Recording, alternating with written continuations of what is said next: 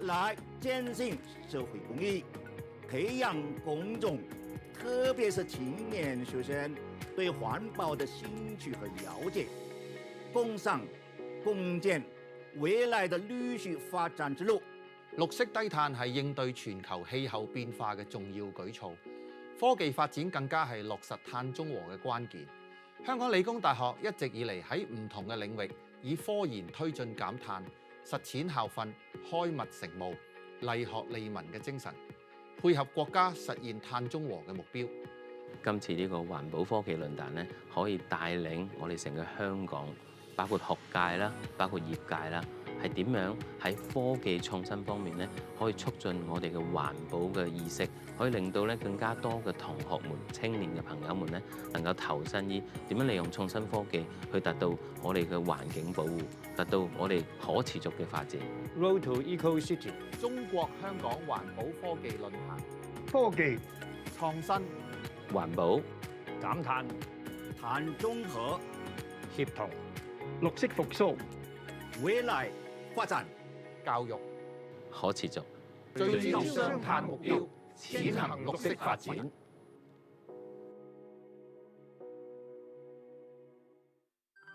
能源對現代社會非常重要，所有經濟活動都離唔開能源。有能源先可以喺大廈創造舒適嘅環境，有能源先可以支撐日常嘅運輸工具。喺2020年，香港嘅發電組合為48% 嘅天然氣、28% 嘅核能、24% 嘅煤。但係呢個組合並非代表減少污染問題，污染嘅情況亦都係不斷增加。香港嘅溫室氣體排放量喺1990年嘅215千公噸二氧化碳上升至2020年嘅1780千公噸。溫室氣體增加使溫室效應加劇，導致全球暖化，為人類帶嚟咗好多嘅問題，例如熱浪同埋極端降雨事件都變得非常頻密，強熱帶氣旋嘅比例增加，海平面上升，農業生產量下降，部分地區水資源枯竭，疾病傳播以及生態環境失衡等。人類活動會產生碳足印，例如汽車、船舶、發電廠排放嘅廢氣，亦都係空氣污染嘅主要來源。而每日數以萬計嘅車輛排出嘅廢氣，加上密不透風嘅高樓大廈，對市民嘅健康都造成好大影響。2016年，香港平均每日有超過1萬公噸嘅都市固體廢物會被送到堆填區，而當中有20%多都係塑膠垃圾，重量大約相等於90架雙層巴士。我哋為求便利，就使用好多塑膠樽、外賣盒、塑膠餐具，甚至可能唔會選擇垃圾分類嘅垃圾桶。近年光污染有更多變化，包括 LED 屏幕、招牌、廣告牌等。唔通美麗嘅背後就係污染嘅存在？為咗香港，我哋可以做啲咩？環保問題都係我哋特別關注，為嘅係我哋嘅未來同埋下一代嘅生活。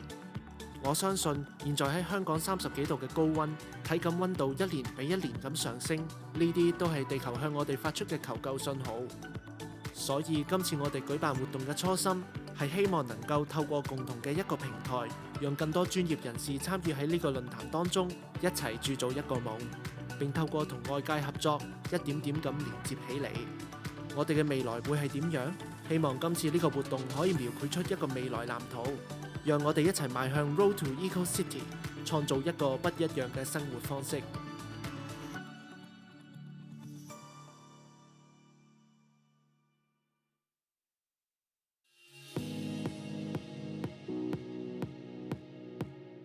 我特別期望年輕嘅朋友能夠透過積極參與呢次論壇，了解更多應對氣候變化、碳中和同埋環保科技、綠色經濟復甦等議題，以及粵港澳大灣區共同推進減碳所帶來嘅機遇，一同推動低碳轉型，踐行綠色發展。雙碳嘅目標同埋綠色發展呢兩件事，重新讓大家聚焦。咁我認為呢個咧就係今次呢個論壇嘅意義啦。減碳行動人人有責，明確未來可持續發展的方向。希望通过中国香港环保科技论坛的各项活动，来践行社会公益，培养公众，特别是青年学生对环保的兴趣和了解，共商共建未來的綠色發展之路。綠色低碳係應對全球氣候變化嘅重要舉措，科技發展更加係落實碳中和嘅關鍵。香港理工大學一直以嚟喺唔同嘅領域，以科研推進減碳、實踐校訓、開密成務、利學利民嘅精神，配合國家實現碳中和嘅目標。今次呢個環保科技論壇咧，可以帶領我哋成個香港，包括學界啦，包括業界啦，係點樣喺科技創新方面咧，可以促進我哋嘅環保嘅意識，可以令到咧更加多嘅同學們、青年嘅朋友們咧，能夠投身於點樣利用創新科技去達到我哋嘅環境保護，達到我哋可持續嘅發展。Road to EcoCity， 中國香港環保科技論壇，科技創新、環保、減碳、碳中和、協同、綠色復甦。未來發展。教育，可持續。聚焦雙碳目標，踐行綠色發展。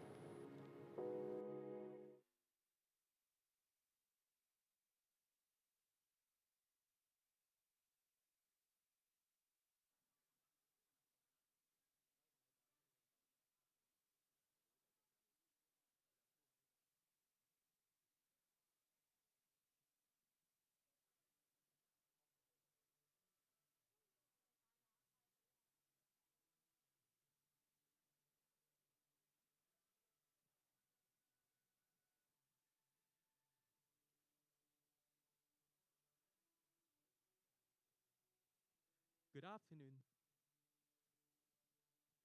Testing.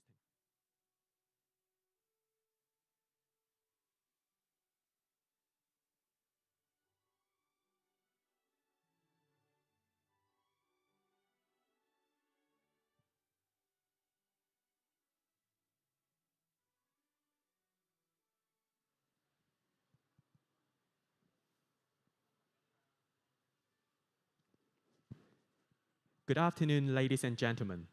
Road to EcoCity, the Environmental Technology Forum of Hong Kong, China 2022, Subforum 1, and the Hong Kong Model United Nations Environment Forum is about to begin. Please take your seat. To facilitate the forum, please turn on the silent mode of your mobile phone. Thanks for your cooperation.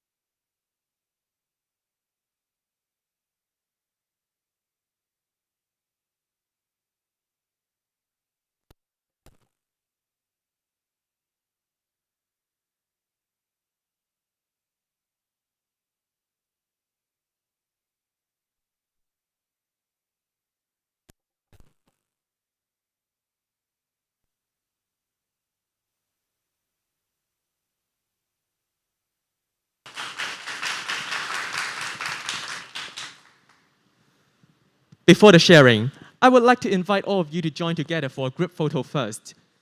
We will have the group photo taken from the stage, and our photographer will be ready for this. Students, please fill in the vacant seats if there are any.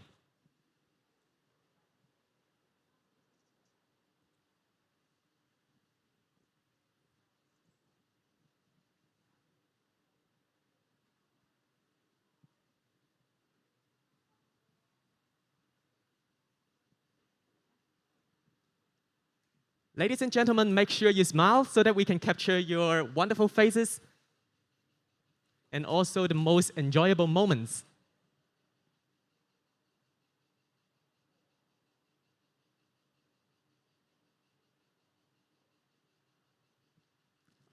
Okay, 3, 2, 1, smile. Cheers. 3, 2, 1, cheers.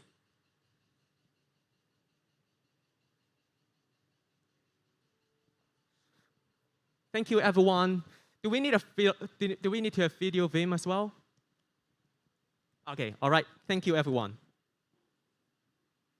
Now, may I invite Engineer Kenny Wong, Head of Carbon and Environmental Excellence, Hong Kong Productivity Council, to give us a sharing about carbon neutrality. Engineer Wong, the floor is yours.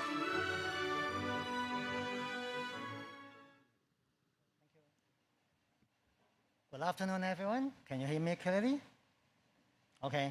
Welcome, everyone, and thanks again for the invitation for me to give a presentation today about whether carbon neutrality is our common goal as a world citizen.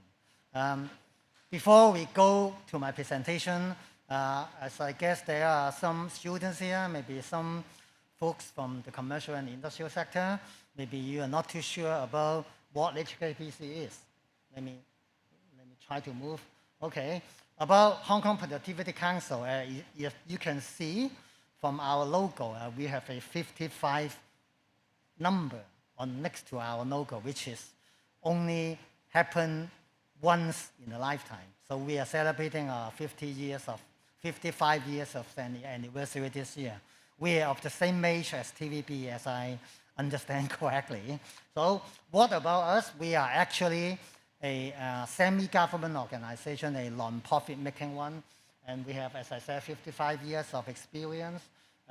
We have actually 90% plus of industry and service application, and we are non-profit making, so we are, in a sense, get some of the subvention, only 20-something% from the government, and we earn our income for the rest of our expenditures, like providing consultancy service for the government, providing consultancy services for the commercial and industrial sector, and then we also do quite a bit of technology research and development.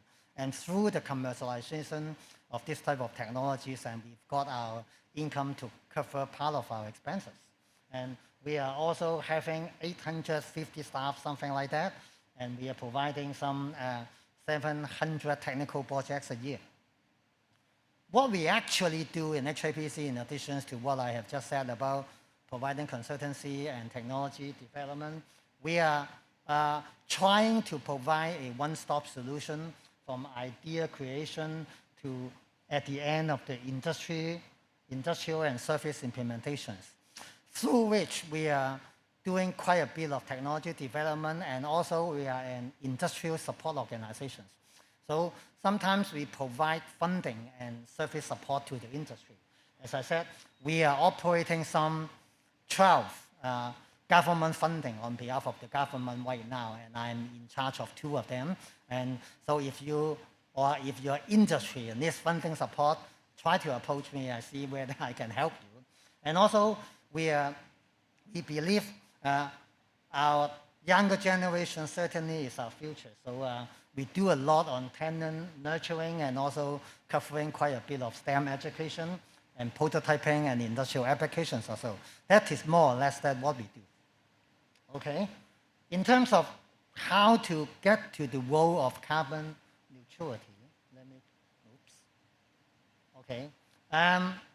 Possibly you all know that we are talking a lot about carbon neutrality, but what it is and how it actually affects us, maybe some of you may not have a very very deep idea and whether it has really affected you.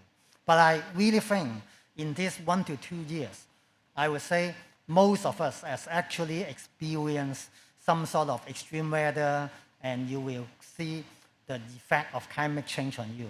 And just as this particular forum, if you will still remember, we were supposed to have this particular forum sometime last month, if I still remember correctly. That was a very rapid typhoon number 8 coming into Hong Kong, and then we need to postpone it to today. And we are experiencing the hottest day in September throughout the whole life of Hong Kong so far. So that is something that we have actually been experiencing about climate change. And of course, rise in temperature, water scarcity, and all these type of things that I'm sure that you know about that. So really be aware of that particular issue. And in terms of the carbon neutrality itself, they have, of course, very academic meaning, but in simple terms, what it means is in order to achieve zero carbon emissions, that is to say, your human activities inevitably will emit carbon in terms of either equivalent or actual carbon emission. If you can have some activities that can balance it in terms of, for example, renewable energy and resources conservation and this kind of thing, at the end of the day, you will be able to achieve carbon neutrality. Examples of those would be replacing conventional fossil energy. As we all know that we are developing quite a bit of electricity, electric vehicle, and a lot of people are also talking about hydrogen economy and this type of energy. And of course, waste reduction, planting, and purchasing renewable energy certificates, and these are all the good actions that we can take. But we need to do it holistically, not piece by piece. Otherwise, it would be still extremely difficult to achieve carbon neutrality as a whole. Okay, in terms of what exactly would be the constituents for the climate change, it is actually a term called the greenhouse gases. We normally name it as GHGs. Actually, because mainly the carbon dioxide itself contributes the most amount of the carbon of the greenhouse gases in Hong Kong. They are trapping the sun's heat, leading to that particular global warming issues that we are facing, hotter and hotter summer, and that is one of the very important reasons that we are having this particular crisis right now. And if we are doing what we are enjoying in the past decade or so, at the end of that particular century, the temperature rise will be very scary, 3.2 degrees. So that is, I would say, that no one will accept and no one could actually live at the end of the century. So the whole globe, I would say, are more or less moving towards that particular goal, trying to reduce the impact of it. In terms of the Paris Agreement, that some of our guests have discussed this morning, that in the Paris Agreement, that is the Conference of Parliament 21 that was held in 2015, a couple of years ago. The conference has proposed that the rise in temperature should be limited to at most 1.5 to 2 degrees. I think that is a very, very important milestone for all the nations to follow. In terms of the commitment from different economies towards that particular COP21, you will see that actually most of the developed economies, like the European countries, America, no matter it is North America and South America, are more or less following that particular treaties. But our motherland and mainland China, because they are still, we are still a developing countries. So they won't be able to achieve carbon neutral by 2050, but they have already committed to do it by 2060. I'm going to talk about it in a few minutes or so. That is the one, okay? As a lot of the nations around the globe has already committed, what we are doing in Hong Kong and what our motherland, China, is doing. For Hong Kong, we are just one small piece of mainland China, so we should have I would say, do a little bit faster and better than the whole China itself. So we have committed to achieve zero carbon emission by latest by 2050. Just that is to say, only about 28 years from now, not too long ago. Right? So I believe by that particular time, fellow students, you will be a major workforce in Hong Kong contributing to our low carbon economy. In such, we have several decarbonization strategies that I'm going to talk about, but as compared to other developed countries or cities, you will say that Hong Kong is actually not very bad. In terms of other specific cities, you will see Copenhagen, 2025. Frankly speaking, I don't know how they can do it in 2 or 3 years' time, but they have already committed, very aggressive. For London, they have committed in 2030. But for other cities like Hong Kong, you will see Hong Kong, New York, Tokyo, Seoul, and this type of big cities all committed by around 2050 or so. In terms of mainland China, as I said, they are still a developing countries. So they have still not reached the peak yet. So they have already committed to reach their peak by 2030. And that is to say, in only a few years' time. But you can imagine that if they are talking about from the peak to carbon zero, they only have 30 years of time. So you can imagine that the curve of going down is very, very steep, not compared to European countries and other countries in America. So the effort would be, I would say, huge in mainland China. Okay, if we know there's a big target, if you are representing the future of Hong Kong, if you are already operating an enterprise in Hong Kong, what I can do in order to achieve that particular goal in the first place. So I would say, in my own opinion, I suggest there are systematic way that you as an enterprise or as a future of Hong Kong should take. Commit, measure, gap, target, action, and disclose. I'm going to talk about them, let you know that what they are referring to. Okay, maybe let me go back. Can I go back one page? Okay. Oops. Okay. Firstly, commit and measure. Of course, being the top management of an enterprise, you need to commit first. Otherwise, if it is not top down, I would say, in my own opinion, you really can't achieve. Okay, that is very important. Secondly, you need to do your measurement. What does it mean? Just like you are not too sure about your health situation, you need to do a body check, right? So in the same theory, actually, an enterprise need to do some kind of audit. Let's say energy audits, waste audits, in order to understand your carbon emission at this moment of time, so that you will be able to know about the gap. Let me try to move. It seems that it has some kind of problem. Okay, you will be able to understand the gap. In such, you will be able to set up your targets also. That is something that I believe everyone should do in order to set up your gap and targets. And the next, very importantly, you understand your situation, you set up your target, and that is the time for action. What you can do in order to improve your carbon emission issue and reduce it to zero, I think that is very, very important. For example, by installing renewable energies to reduce total energy consumption, to reduce waste or so, but at the end of the day, maybe you still not be able to achieve carbon zero. Probably at that particular time, you still need to do some of the offsets. But in my own opinion, that particular carbon offsets should be treated as the last resort. Probably at this moment of time when you are preparing your carbon zero plan, maybe you are still basing on the current technologies.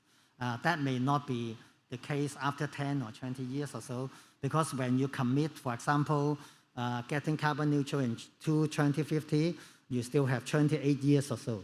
So please look into the future trying to invent more innovative green technologies in order to achieve that particular part. So my key message is trying to look for good green technology to achieve carbon neutrality. That is one of the key issues that we as a human beings should consider. Okay, what we can do in terms of HAPC, please allow me to give 30 seconds of commercial. We are actually helping the government in shaping their policy, and at the same time, in this particular 6 big measures, our service would cover, I would say, carbon energy audit, waste audit, as I said. In terms of the carbon and also data management, I think that is very, very important. In terms of the gas and targets, we help the enterprise to set targets and formulate, very importantly, the carbon neutrality roadmap. I think that is the key that they will have a target to look into. And in terms of the action and disclosure, we give advice for them on carbon reduction opportunities. And very importantly, we also do quite a bit of green tech research and development and help them to look for good applications. Alongside with carbon neutrality, a lot of people are doing ESG in terms of environment, social, and governance. I'm sure many of you have heard about that. And we do quite a bit of ESG as well, because you will see there are a lot of green investment all on those ESG ranking high companies. So we do quite a bit of ESG consultancy in terms of report writing, verification, and this kind of thing. Luckily, we have completed more than 100 ESG reports, and also we help our clients to receive around 100 awards. That is something that we wish to help the enterprise to move along the supply chain and get them prepared for carbon neutrality. And in terms of the ways to achieve carbon neutrality, as I said, from the government, they have 4 main decarbonization strategies. They are net zero electricity generation, energy saving and green buildings, green transport and waste reduction. I'm not too sure. When did I start? I'm not too sure whether I've used up my 20 minutes. I try my best. Okay. In terms of sustainable energy, I believe renewable energy should be one of the very important measures that we should go. In terms of others, we have also developed some AI energy monitoring and optimization tools, and that is something that I hope that we can help enterprise to monitor their energy usage in a very effective and intelligent way. In terms of green mobility, we have, together with our own R&D center on automotive platform and systems R&D center, have developed different types of EVs that can be produced locally, helping us to go into that particular carbon neutral roadmap. And particularly on waste management, probably you will all know that the waste charging has finally been passed in Legislative Council last year, that hopefully it will be implemented from next year. That is something that I think it will help, it will affect not just as a citizen and in terms of the whole enterprise supply chain and also the construction sector as well. I think in terms of the waste management, that is one of the key decarbonization strategies of the whole government, and that is something that I would say everyone should have an incentive to work on it, especially when it charged. That will be the particular trigger that lets you think twice before you really want to throw away your garbage or so. In terms of some of our solutions that I would like to share, and actually we have developed some, I would say, cutting-edge technology for treating food waste, turning it into innovative types of products like biodiesel, biogas, and also fish.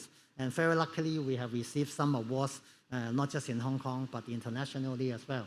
And I think that is some of the important technologies that we should bring into the community and trying to help the whole Hong Kong, if not just in other places of the world, to improve our carbon emission. And funding support, lastly, that is the last part I would like to share. As I said, we are providing not just technical support service and also funding support service to the Hong Kong enterprise. And one of the fundings that I'm managing is the recycling fund. That particular fund has 2 billion, 20 億, 20 billion of fund launched by the Hong Kong government by 2015, and Hong Kong Productivity, that was us as the implementation partner and secretariat. We try to help the recycling industry in Hong Kong to sustainably develop their own business and also help Hong Kong to take the waste away from landfill, not actually go into the landfill to take it away. To prevent it going into landfill is another good way to increase recycling also. That is something that we would want to help the local recycling industry to upgrade themselves. And in terms of the program itself, we have enterprise support program and industry support program that are providing different types of funding support to the whole value chain of the industries. And you will see that the funding would be up to 15 million for a single enterprise or for one project that we can support. So if you have some idea that can help Hong Kong to do more recycling or so, please feel free to approach me. So that is the last slide that I would like to share. As a short summary of my presentation, I would say all those 6 steps that, as I just mentioned, would be very important.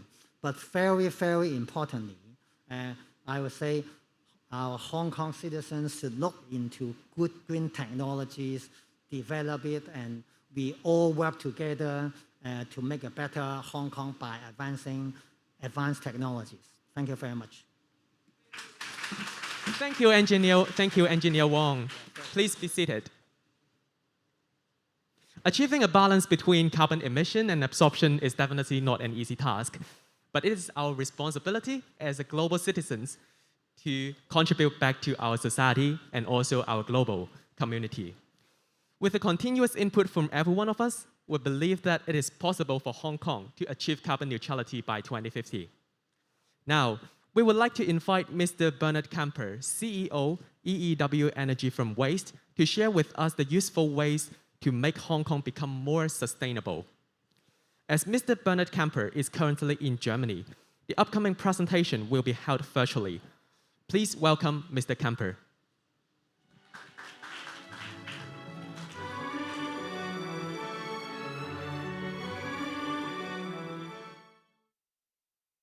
From Berlin. I'm sitting here in our office in Berlin, and I'm really happy to introduce EEW to you. And as you read it on this paper over there, you see we are a member of the BEHL family.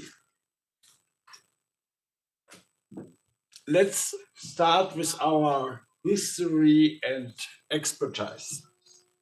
On the next page, you see the development of EEW over the last 150 years. And in 2023, we will celebrate our 150 years anniversary. In between, we had a successful journey and development. Over the last 10 years, in this long period, we had 2 major changes on our shareholder side.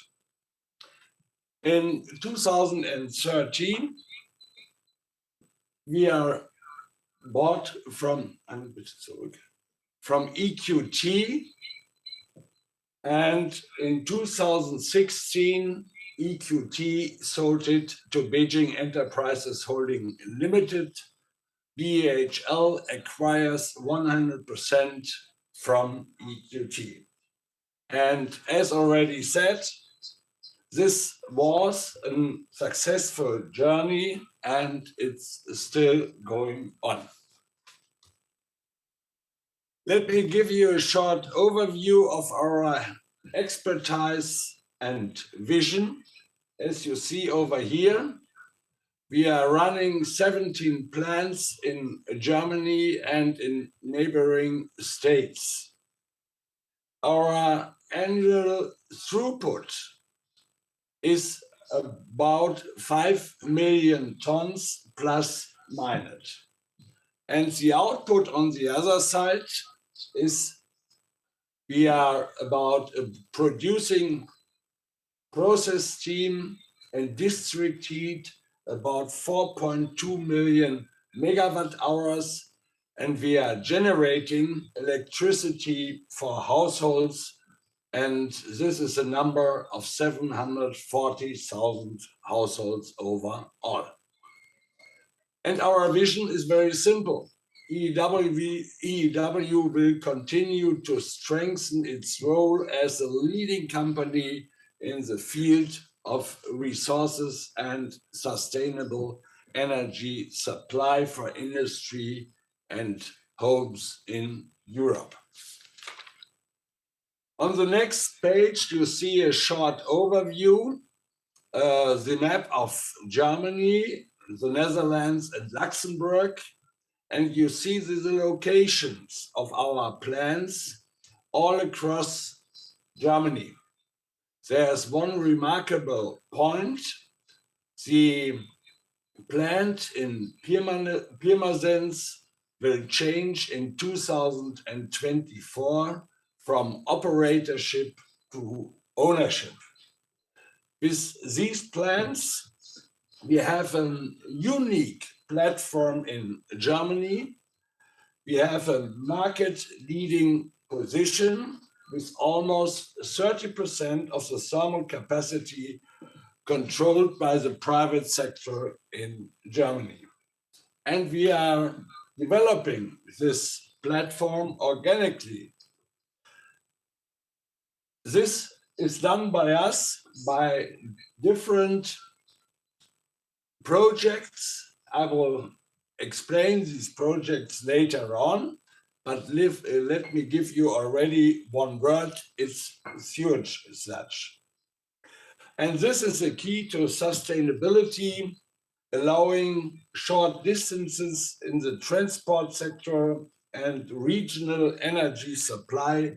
Together with our high availability, we stand for a high-level disposal safety.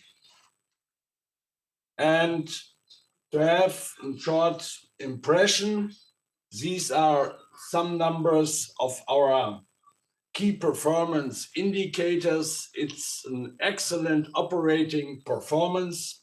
On the left side, you see the time availability. It's across 93% for the last years. We have a work availability about 98%, and the throughput is still growing in our plants. And I believe we are the benchmark for a lot of other plants, not only in Germany, but also in Europe. I mentioned it already. We are going for a lot of internal growth projects, and you see it over here. We have a proven capability to grow profitably, and our investment scheme from 2020 up to 2024 is around about 900 million euros. We started with the installation of the sewage sludge incinerator in our hometown, Helmstedt.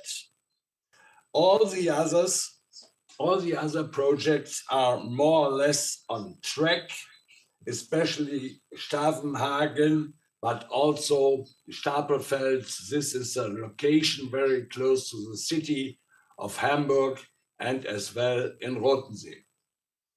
With our sewage sludge incinerator in Delfzijl, this is our location in the Netherlands.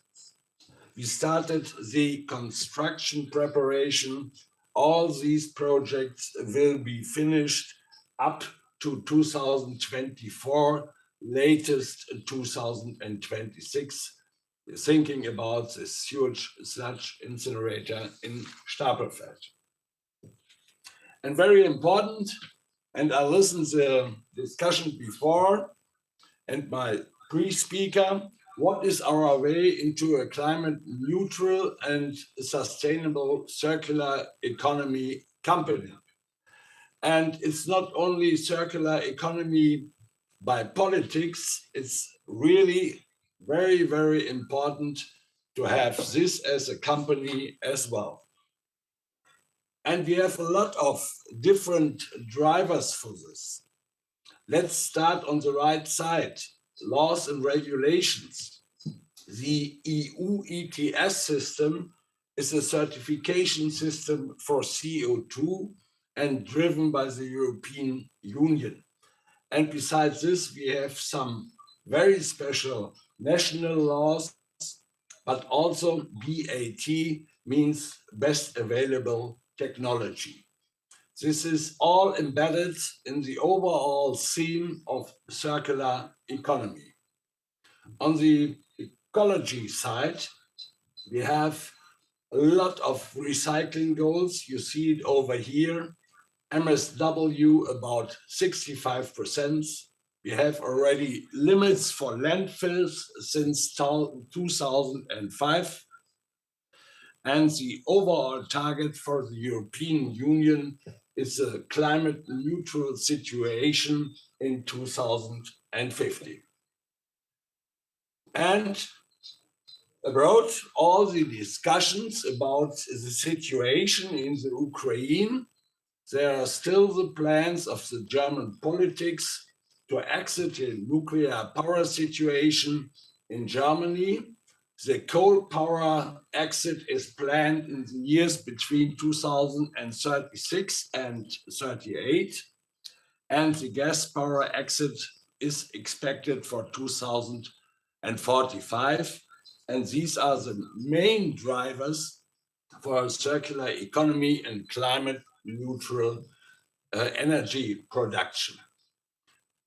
This is not an easy way overall, especially not in the actual situation. And you have changes in the consumer habits, and we have a phenomenon, which is, I think, also well known to you. It's called NIMBY, not in my backyard. Besides this, we have a growing influence of NGOs. Besides this, ecology and economy is always very close together. As EEW, we emitted a green bond last year.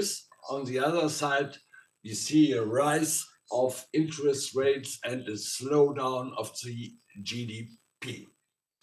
And on the innovation side, and this is especially made for EEW, we are talking and projecting residues to products. We are thinking about chemical recycling, and as a driver for that all, it's the digitalization. On the next page, you see the overall value chain, and you see the core business of EEW just in the mid of this value chain. So we are incineration and we are energy company. These are our core activities. All the other points in the value chain before EEW, waste collection and transport, is not done by us, but in future, we will going for build up plants and treatment plants for sorting and recycling and pre-treatment. We need for that additional activities. We will do this with technology partners, and we will do this to pick out, for example, more fossil plastics from our input material. On the right side, with the green color, this is the treatment of residues. They are still disposed in Germany, but we are going to resource the flue gas cleaning ash and the IPA in future. Already in the first year, we are publishing our sustainability report, and we are very proud of this. It's a legal obligation in Europe from 2026 and not before, and in Germany from 2024. We have 3 strategic focus topics. Innovations for the future.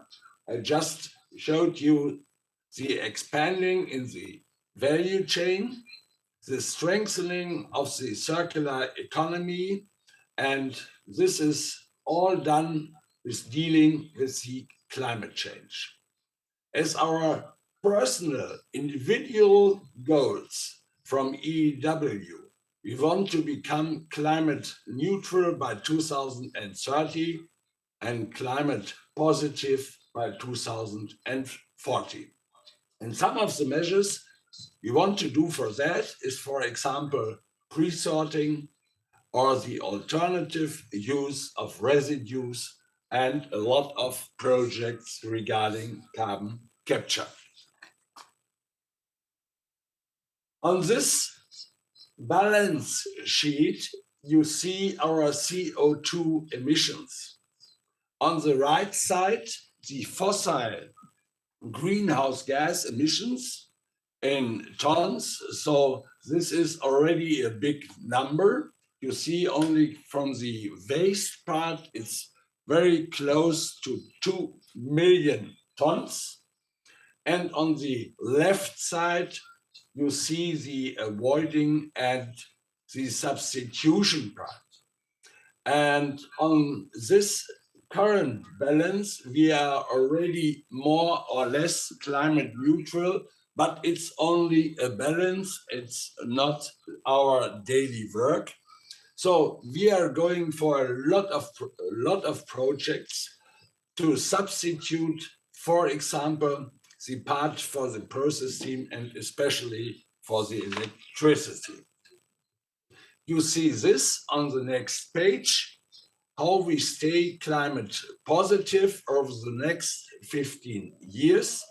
There is the need for more renewable energy on the market, and that makes the substitution more or less impossible.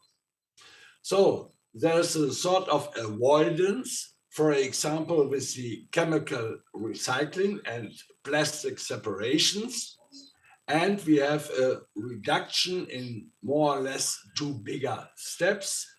These reductions are driven by carbon capture utilization projects over the next years. These projects will start in 2024. They are all already in a development phase. The next page perhaps is a little bit too detailed, but our application research for CO2 is a very important point, but it only shows our ambitions and progress between in the overall transformation process with the different products and the content of CO2. I would be happy to explain more details if needed. And to show you what we are doing with this, and this is not only a picture, it's a common project we are working on together with 2 other companies. So we are always partnering on this side. In the middle, you see the carbon capture of our biogenic part in our plant. This is around 50 to 60%. Together with compliant green electricity and requirements from laws, we could start to go for e-methanol production and delivering e-methanol for fuel ships. What is the situation in Germany and Europe? This is a very short picture. There's a difference between 300 to 800 kilograms per capita all over Europe. And in Germany, we are still on a very high level with more than 620 kilograms per year. And this picture shows you the difference in Europe. some countries, and these are the red-colored graphs, some countries are still more or less only engaged in landfilling. This hierarchy, ladies and gentlemen, is the hierarchy not only from the European level, it's already internal hierarchy in Germany since more than 30 years. It's prevention, preparation for reuse, recycling and recovery. We are part of the recovery, and only a small dip is less for disposal. To give a little bit of speed for the next pictures, there's a still capacity gap of waste to energy of 40 million tons in Europe. So this means we are able to grow in different countries as well. And on this picture, you see the importance of thermal treatment plays in the European circular economy in decarbonization. We are part of this value chain as a part of the circular economy. From a European perspective, waste to energy should be included in the taxonomy in order to achieve climate targets. And coming to the end of my very short presentation, I normally would be happy to have this presentation at your renovation center in person, but Hong Kong and EU are on the same way to become a climate neutral situation. And you see this on this picture. There's no big difference. So I think it really fits together. And what are the potential collaboration approaches?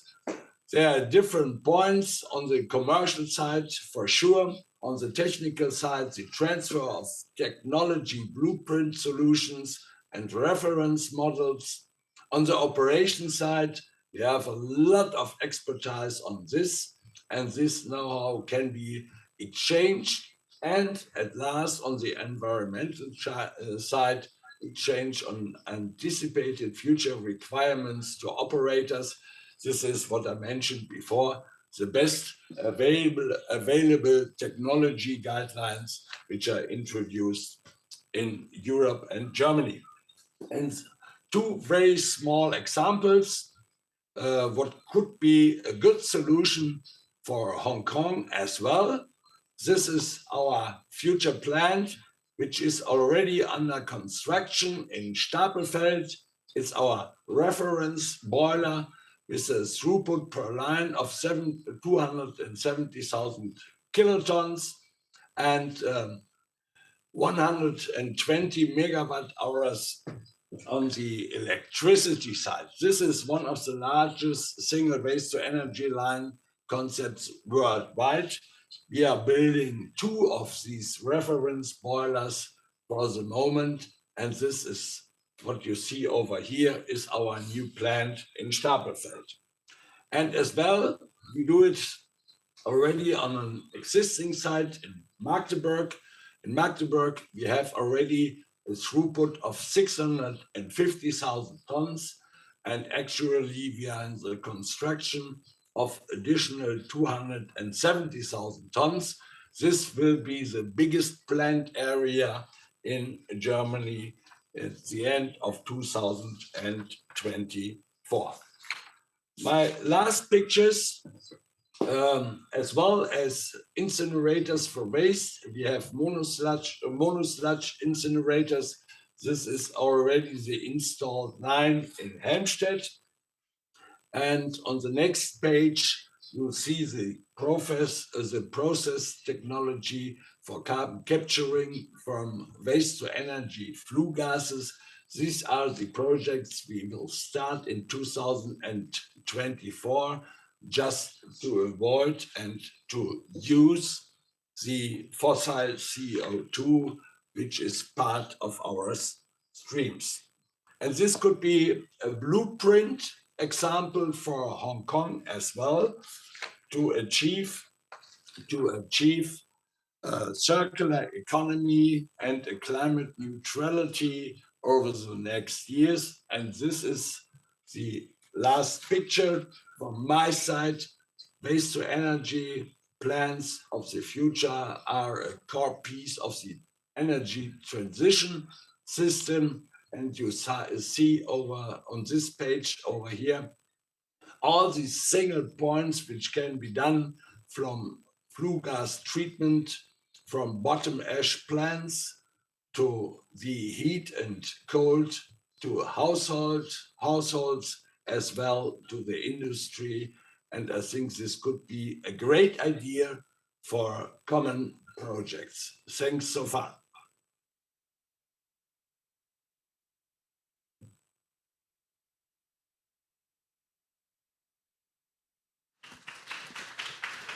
Thank you, Mr. Kemper. It's truly inspiring and amazing for us to have a look and take reference to the references and examples set by the other side of the world. I believe our audience has lots of questions to ask. Students, if you have any questions, please raise your hands now and our staff will come to help.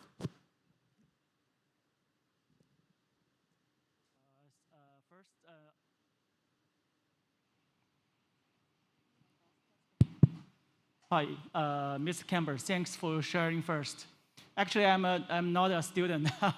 I'm Neil from the Golden Pounder local company in Hong Kong. So as you've shown, that EEW always explores the business and increase your business along the value chain of the waste management. Do you plan to explore the business in Hong Kong with other partners or want to solely develop by yourself? Yeah, that's my question. Definitely.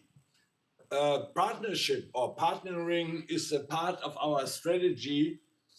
We know where we are the experts, but there are a lot of other things to do where we need the expertise of colleagues and other companies. And we need this knowledge and expertise to grow up such a common project. For example, we are from Germany, you are from Hong Kong. In between, there are a lot of different infrastructure questions, of construction questions, of good background from politics and institutions. So it only can be done in a partnership. And therefore, my answer is very short. Definitely, we are looking for partners for that. Okay, thank you for your answer. Thank you, Mr. Kemper, for your detailed explanation. I think our students have learned a lot from you, and thank you once again for giving us such a fruitful sharing on sustainability and sustainable development. Since Mr. Kemper has another engagement after this section, he will not be able to stay until the end of today. Students, let's wave our hands and say goodbye to Mr. Kemper, and thank him for sharing with us today. Thank you, good luck, a lot of Thank you, Mr. success Kemper. for today. Bye-bye. Goodbye, thank you, Mr. Kemper. Next, we would like to invite Ms. Margaret Ho, Manager of Industry Development, Construction Industry Council, to give us some insights on what the CIC can offer to help achieve smart and green construction. Please welcome Ms. Ho. Thank you, Anson. Can you hear me clearly? Okay. Good afternoon, everyone. How do you feel today? I feel great because finally we are here today. Last time there was a great typhoon, and so the event is cancelled. And then now today is still very hot, but it's already September. So I can feel that the weather really has a very great impact on our daily activities. So thank you again for the organizer for having me today. And it is a great honor to speak to you today on behalf of CIC. So today's our topic is about the roadmap to smart and green construction, what the CIC can offer. So what is it about? In today's presentation, I'm going to divide into 4 parts. The first one is about why should we act now against the climate change? And secondly, we are going to study where are we heading to? And then we are going to talk about how could CIC help, what kind of sustainability tools and initiatives that we can offer to the industry. And finally, we are going to investigate what is the role of innovation in green construction. So let's move to the first part. Why should we act against climate change now? I believe many of you agree that climate emergency is happening now. It's not 5 years' time, it's not 10 years' time, it is now.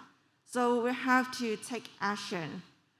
And this heartbreaking photo shows a burnt koala being burnt and rescued.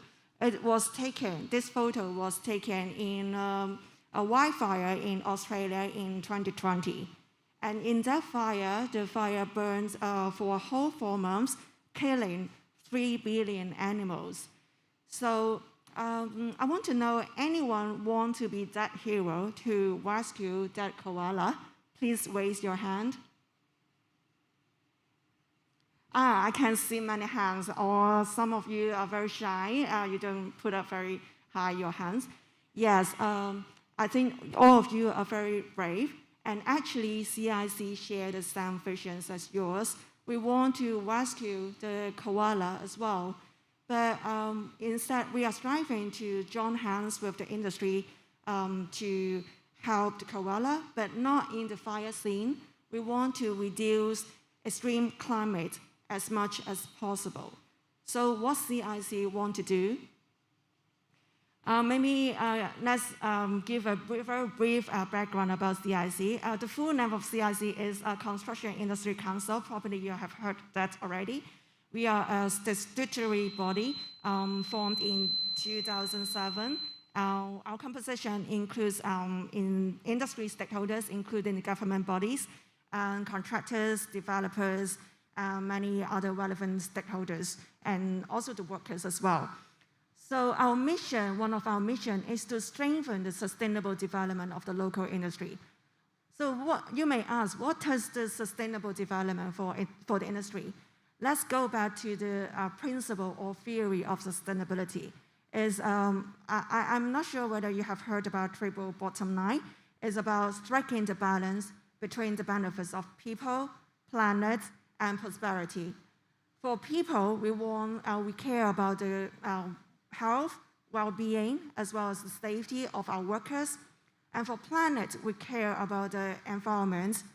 And for prosperity, of course, we want our industry to thrive and to have business development further. So today we are going to focus on the environmental impacts of construction industry. Do you have any idea about construction industry? How much carbon emissions do they contribute to the global carbon emissions? Let me have a guess. Who would say 20%? Please raise your hand. 40%? I see one hand. 70%? I see many hands. Well, very good guess. Actually, according to the International Energy Agency, construction and buildings account for 39%, roughly about 40%, of global energy and process-related carbon emissions. And we also account for the world energy demand, 36%. So in conclusion, is that construction industry plays a very critical role in climate change as well as the sustainable development of the world. So it means that we have to do something. Before we decide what to do, let's go back to where are we now and where are we heading to. As Kenny has already mentioned in his presentation, the global community has already put a lot of efforts to limit the global temperature rise to 1.5 degrees Celsius compared with the pre-industrial temperature level. Otherwise, catastrophic damage will happen. So there are several key milestones in the compact of climate change. First of all is the Paris Agreement. It is the first legal binding international treaty on climate change, signed by around 200 countries in the world. And then 5 years later, the Glasgow Climate Pact in 2021, all the top leaders of the world agreed that accelerated climate action should be taken to limit the temperature rise to 1.5 degrees. And also, as you probably know, that the United Nations has developed 70 Sustainable Development Goals with actionable targets to be achieved by 2030. So this is the global context. In China, what are we committed to? As Kenny already probably mentioned, by 2025, the China government agreed to pledge to lower the carbon intensity, and by 2030, they want to reach the peak carbon, and by 2060, they pledge to achieve the carbon neutrality. So what about Hong Kong? Probably you heard about the Climate Action Plan 2050.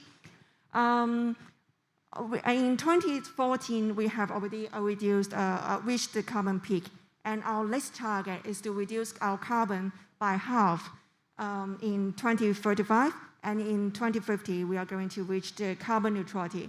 It is very worth noting that in our Hong Kong carbon footprint, about 66% of our carbon emissions comes from energy, and of which 90% comes from buildings. It means that it is not only about construction or building industry, it is also about you, because you live in buildings, you consume energy in buildings. So all of us play a role in the energy reduction as well as the reduction of carbon emissions. So you may ask that, are there any any carbon emission targets for buildings and construction industry? Yes, there is.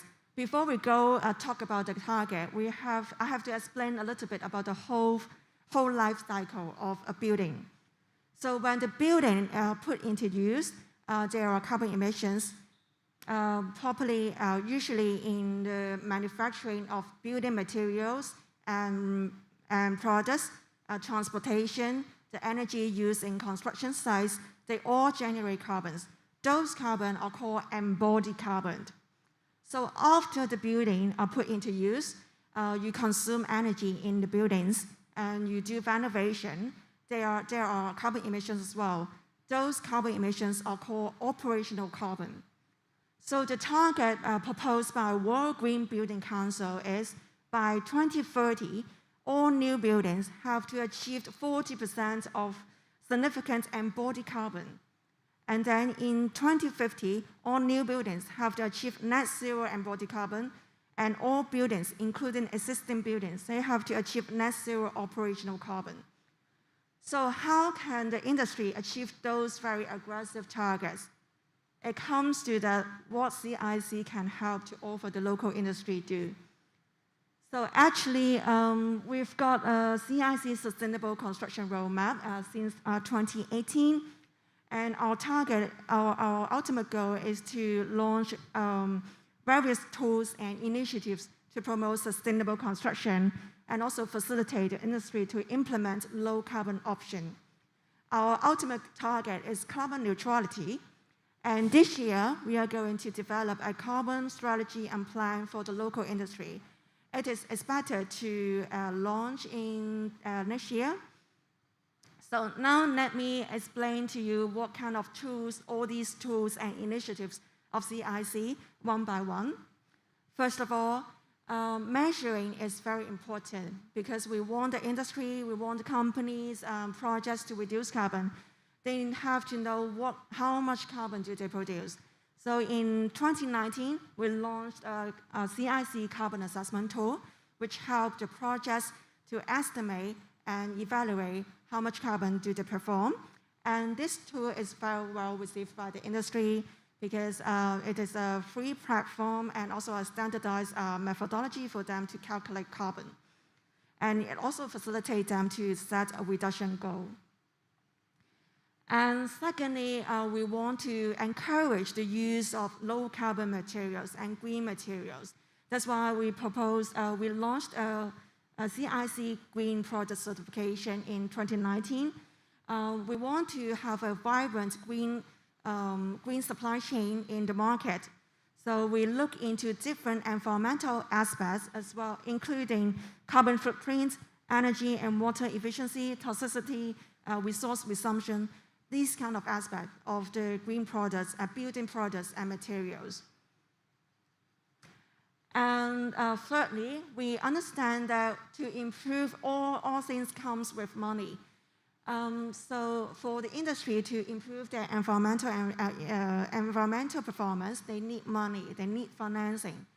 So we want the industry to leverage on the emergence of the green finance market. Recently, probably you have heard from the news, many people are talking about it.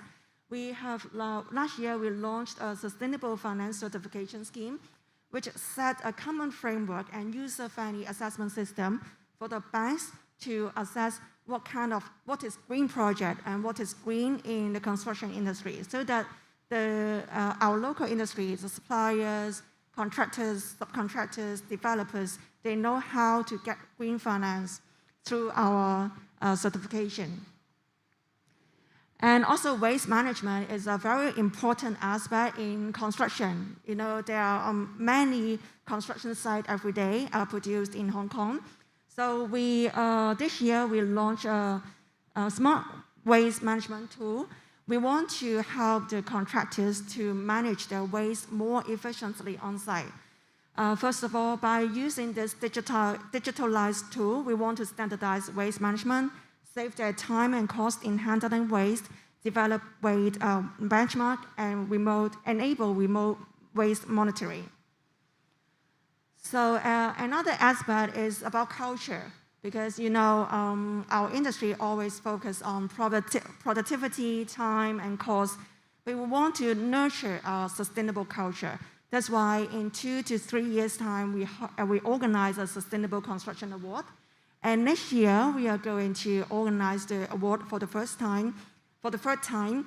And then the award recognizes good practices, sustainable practices in the organizations as well as practitioners, especially the young industry practitioners in the industry. Last but not the least, let me go back to the last page, previous page.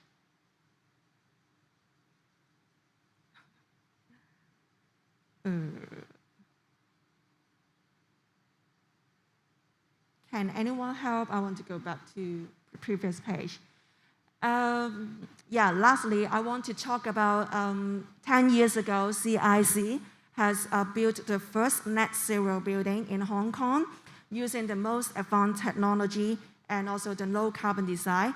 It is the Zero Carbon Park in Kowloon Bay. Probably you have heard of that already. It is a showcase that with the use of innovation, that net zero building is possible in Hong Kong as well.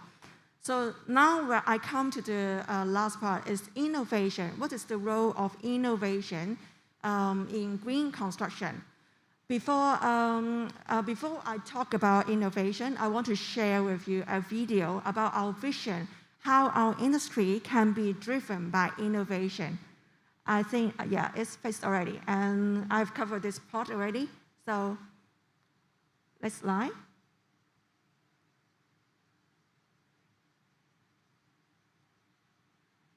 Please enjoy the video.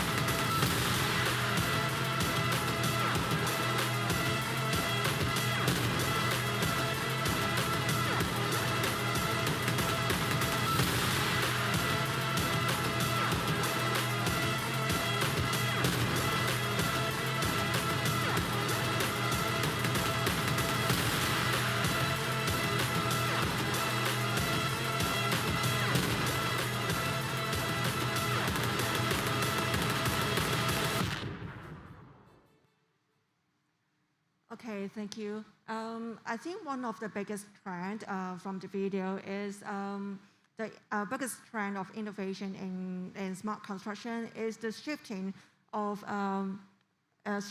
to industrialization and high productivity construction.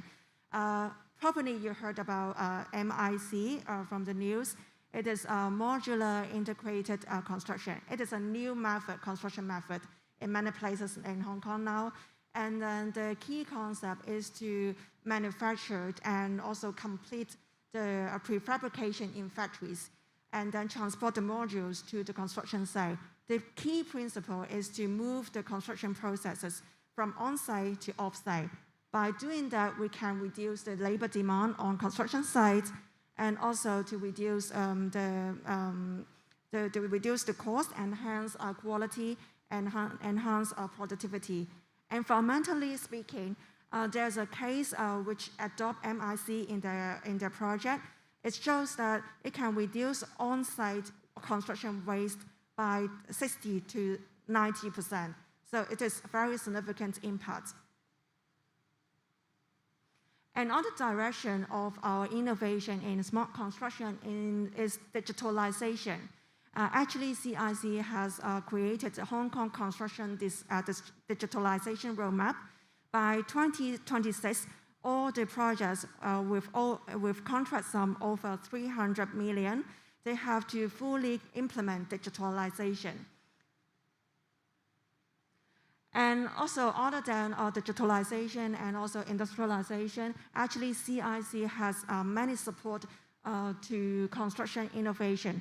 First of all is the CIC Research and Technology Development Fund. We provide funding to R&D to subsidize to create R&D ideas. And then we have got the iHub exhibition and B2B. It is a knowledge sharing platform we organize seminars, webinars, exhibitions, and business matching to showcase innovation to the industry stakeholders.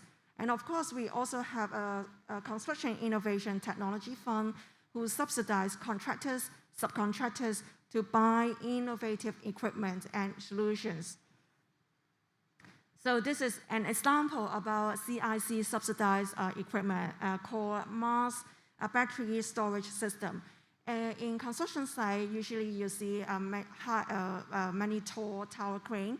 This is kind of heavy-duty equipment. They have to support by diesel fuels, the combustion of diesel fuels, and there are a lot of carbon emissions.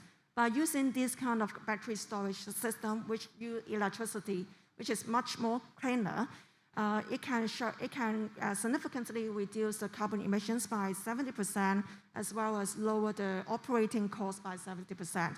So now CITF supported 70 use cases already. So this is only how innovation can drive development of smart construction. And lastly, I want to emphasize that sustainable development is about meeting our needs as well as the needs of future generation. So all of us should take part in it. So come join us in the carbon neutrality journey. Thank you. Thank you, Ms. Ho. Thank you, Ms. Ho. Please remain on stage. Our government has committed to contribute to the environment with the carbon targets. So do we. Now we are going to have our Q&A section. And after listening to the informative sharing, our student participants may already have a lot of questions to ask our guest speakers. Engineer Wong, please also come onto the stage and be seated for the Q&A section. Thank you.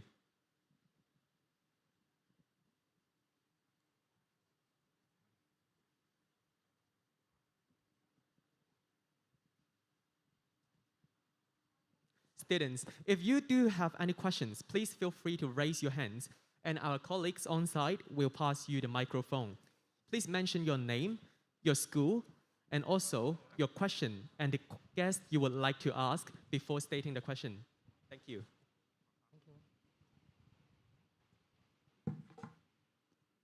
Anyone, please?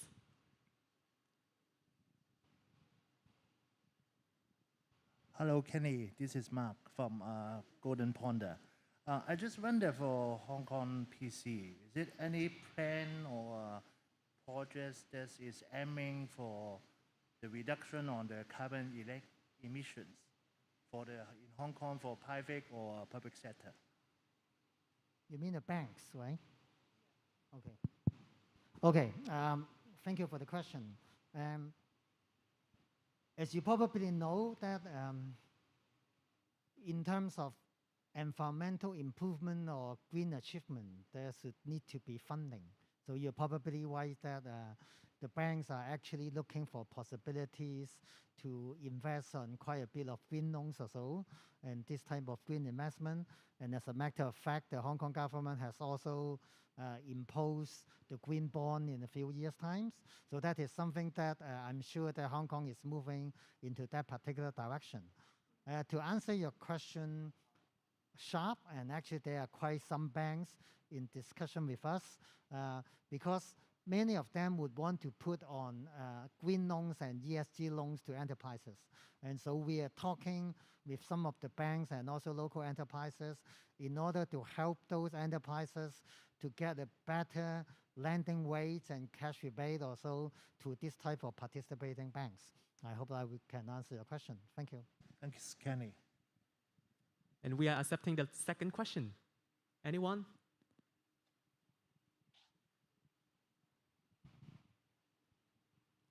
Hello, I'm Jason from HKUST. So I have a question for Ms. Margaret. So I know that your organization works a lot on promoting the green buildings in Hong Kong. But then I also noticed that it's not that easy and it can't be solved overnight because it takes time, it takes money, it takes the policies to cooperate. So what do you think is one of the major challenges faced now in terms of promoting the green buildings in Hong Kong, and how do you think different people can support to tackle these challenges?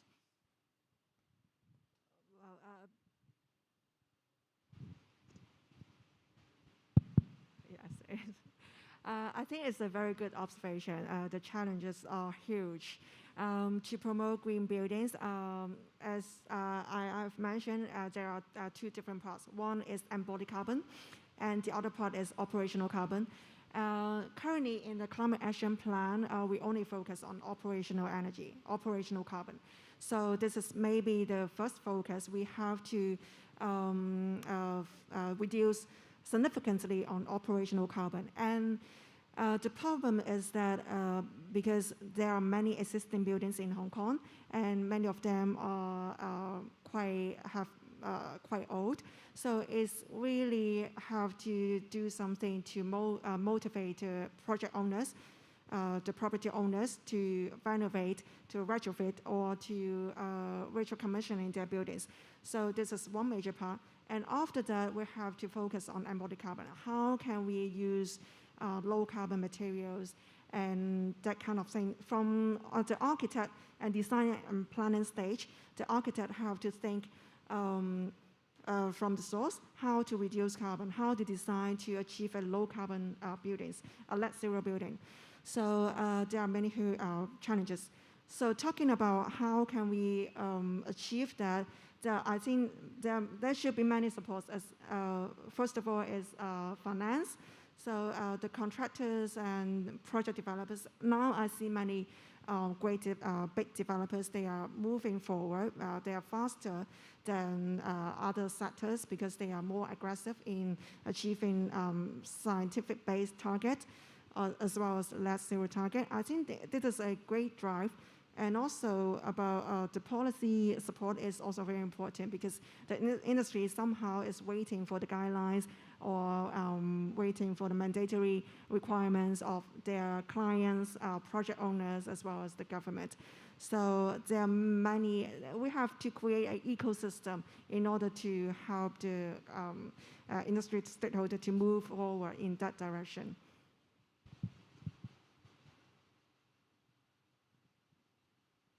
Any more questions from our audience?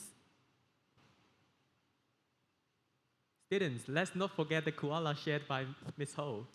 Be more proactive in carbon neutrality targets, and let's ask more questions.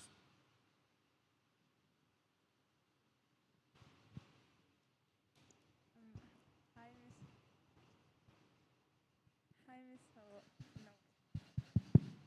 No. Sorry. Hi, Ms. Ho. I am from True Light Girls College. I just wanted to ask, I really appreciate what you talked about the carbon neutrality and all of that. But I want to ask, has this ongoing pandemic affected your target goal, your company's target goal of 2050 to improve carbon neutrality? And if so, do you have any other plans or suggestions that might help improve the situation? Maybe I try first for the construction part. I leave it to Margaret. Certainly, pandemic affects, I would say, everything. As I mentioned earlier in my presentation, a lot of people are thinking that investing on environmental matters costs money, right? So in terms of the pandemic, which affect, as I said, everyone and most, I would say, if not all of the enterprises, it may certainly affect the planning, or even though the initial body check, as I mentioned in my presentation, for the carbon neutrality plan. But having said that, I'm still good to know that there are many, I would say, good enterprises who are visionary and forward-looking, has put that pandemic aside, has still vigorously planned towards carbon neutrality. That has been something that we actually HIPC has been helping, not just the commercial sector, and some of the industrial sector are moving into that direction, because they know they're not just playing a part of their responsibility, but at the same time, if they would be able to plan and execute their carbon neutrality plan a little bit faster than others, that is to say, they may be able to improve their competitiveness, because many of the big corporations, multi-international corporations, are now actually have a very rigorous plan on carbon neutrality. So if you have a plan earlier, and if you can execute earlier, that could certainly improve not just your brand image and your own competitiveness. Thank you. Well, I concur with Kenny's observation. In construction industry or the building industry, I think many of the industry stakeholders, they are aware the emergency of climate change, as well as the change, very possible change in policy and different all sorts of targets, mandatory requirements. They are coming soon, so they want to prepare as early as possible. But pandemic is really an incident that drive their resources to other areas, because they have to protect their employees first. So there maybe in this area, they maybe slow down their progression in towards the carbon neutrality. But I think once the pandemic is over, they will be very ready soon. And also talking about the impact of pandemic is about the economic development, the economy. If the economy is a little bit bad or not as good as before, so that the green financing will be slowed down a little bit. So this may hinder the development of sustainability or the net zero pathway. As our time is running short, we are going to accept the last question. Anyone, please?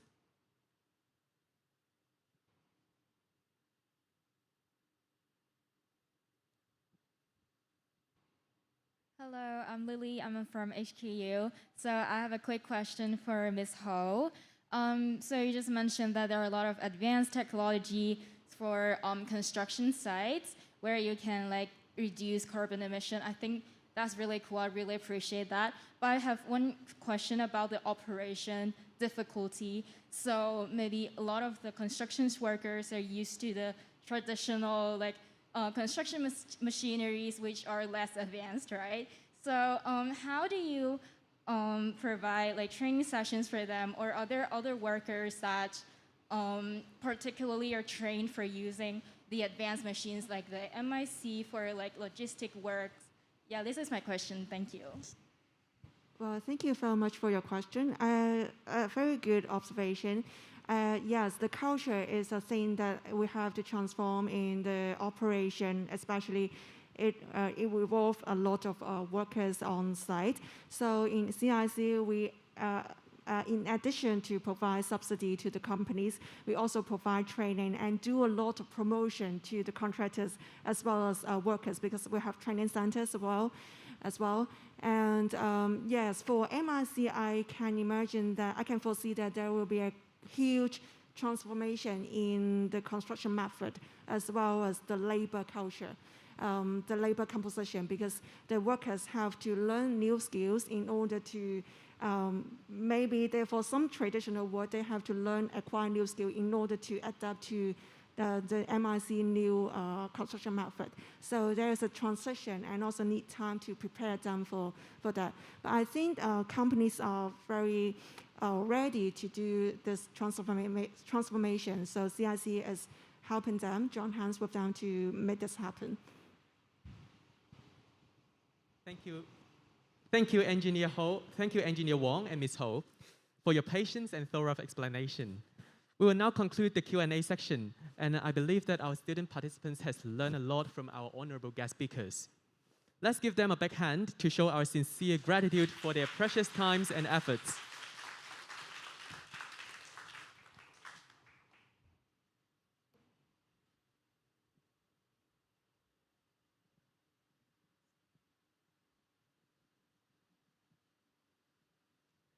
Now, we will move on to the next section, Hong Kong Model United Nations Environment Forum 2022.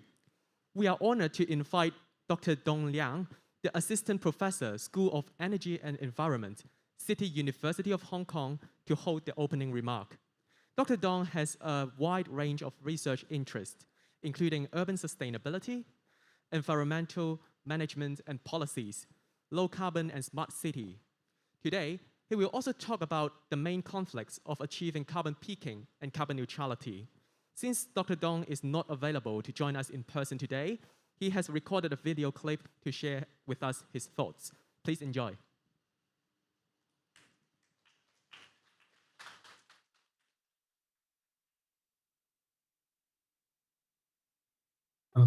Good afternoon, dear friends and honorable guests. It's my pleasure to attend this Environmental Technology Forum of Hong Kong and also the Environmental Technology Innovation Competition.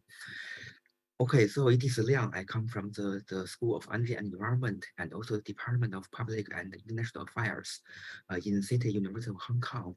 And today is my great pleasure to give a talk on the topic of how we can realize a future pathway to carbon neutral, and also the pathway should not only be technical sound but also inclusive. So, and also I want to address some key challenges and solutions to this the topic nowadays. Yeah. Okay, so I think at the very beginning we know that is after the COP26 last year in Glasgow, in the global level, there's a new round of the race to realize carbon neutral societies by 2050 or by 2060s.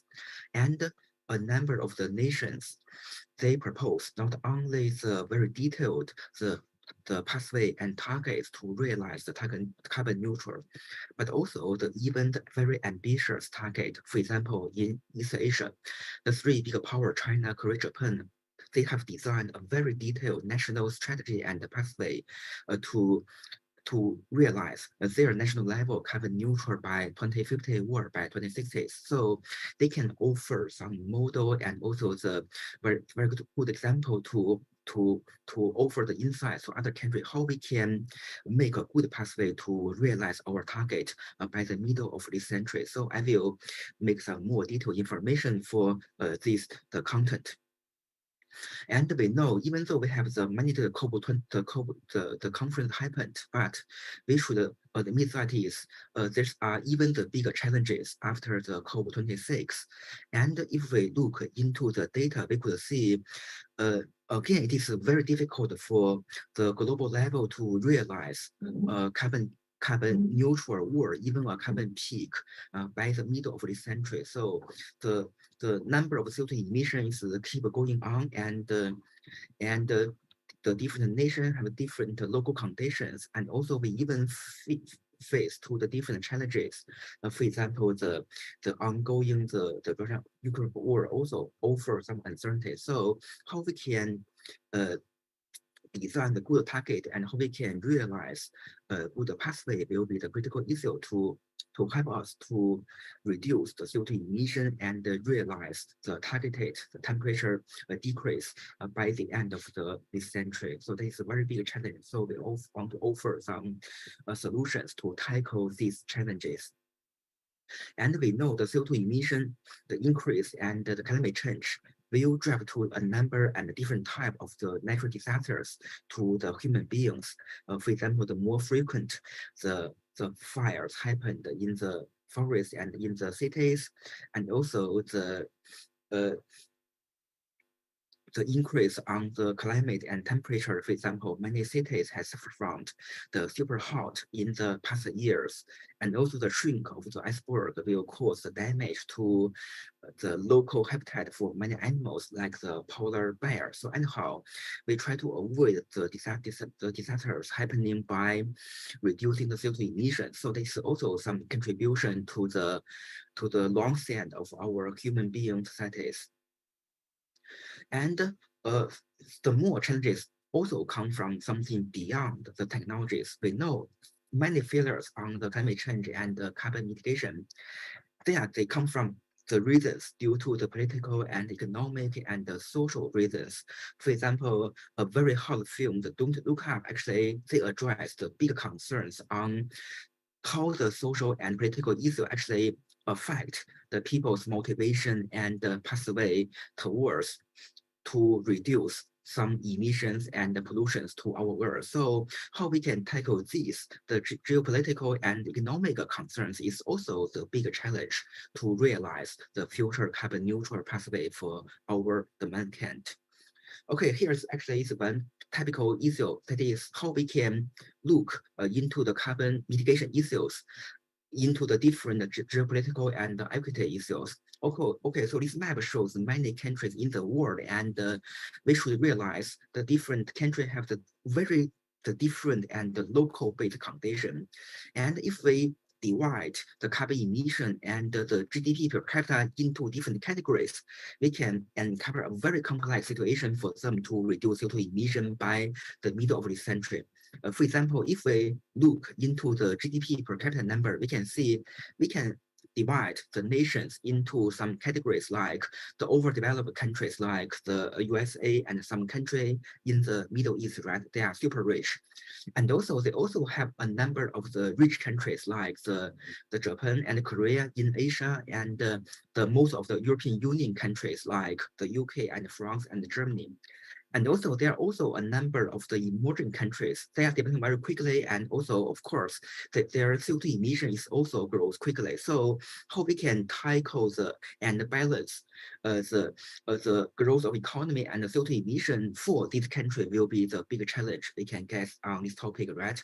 And also, there are also a number of the developing countries like the India and many countries in the South America and also Africa. So, for them, maybe the balance to economy and the CO2 emissions is also the big concerns. And also there are also some poor countries. So how we can think about the different situation for these nations and design the national condition-based pathway for them to realize carbon neutral will be also critical and also really difficult. Okay, so we know the CO2 emission in nature, they come from the fossil fuel consumption, and in the industrialized century, we know the fossil fuel consumption will be the engine for the economic growth. So to some extent, the mitigation on CO2 emission will somehow cause some damage to the national economy. So for the poor country, this one will be the bigger concerns, and for the rich country, this one will be the less concerns. So how we can design the carbon mitigation, the target and the pathway for the nations under the different economic conditions will be very important ones. For example, of course, if we look into the numbers on the USA and on the UK and China and India and Haiti, they are in various the condition of the GDP per capita and also the carbon emission per capita. So how we can balance the economic condition and the CO2 emission and design a very equal way to reduce CO2 emission will be the big question and challenge for the scholars and the policymakers. That is something we should think about and keep in mind when we design the pathway for the carbon neutral. Apart from the economic issue, we also have some the geopolitical issue. For example, the country with the different location also have something to be concerned. For example, we know the climate change will drive to the sea level rise in some regions. And because of this one, the island country like UK, Japan, and Haiti, they might be affected much more than the country in the continents like maybe the Sudan and India and China and the USA. So how we can balance the CO2 emission and also the risk of the climate to the countries in different locations is also deserve to think and to design the good pathway. So how we can combine all these issues together to offer some solution will be the big question to tackle the global climate change issues. So we should keep in mind of this, the equity and the geopolitical debates, the situations when we designing the future pathway. Okay, so based on this information, we can see we have the challenge come from the technologies and come from the geopolitical and the equity issues. So a better and a more inclusive pathway should be based on a broad dimensional target. We know energy and climate change is not only the concern for the national level. So how we can balance the CO2 mitigation together with other targets, for example, the UN proposed the 17 SDGs to offer some future vision and the blueprint for the human being. So how we can balance the 17 targets together to offer some good pathway for the nations will be the critical and the bigger challenge for the many countries. For example, for the poor countries, they maybe want to reduce the poverty and to grow to the economy as the priority. But for the rich countries, maybe the environmental issues and the CO2 emission can be prioritized, the target for them. So how we can design the detailed carbon mitigation pathway and target based on the different condition of the geopolitical and the growth of economy and also the environmental issues, and to realize a balanced pathway with consideration on the 17 SDGs may be a better and inclusive pathway for the future to realize a carbon neutral societies for the human beings. So we should always keep in mind that we want to balance 17 goals, not only to reduce CO2 emission with the cost of the damage on economy and equity. So this is it will increase the competitive for this topic and deserve the deeper research on this topic. Okay, so based on this, actually, there are many solutions we can consider to offer the pathway to realize on the carbon neutral. The basic one should be we should renovate and rebuild carbon neutral technology systems. For example, try to project the more renewable energy technologies and try to enhance the energy efficiency in different sectors. Okay, for example, here is the China's pathway.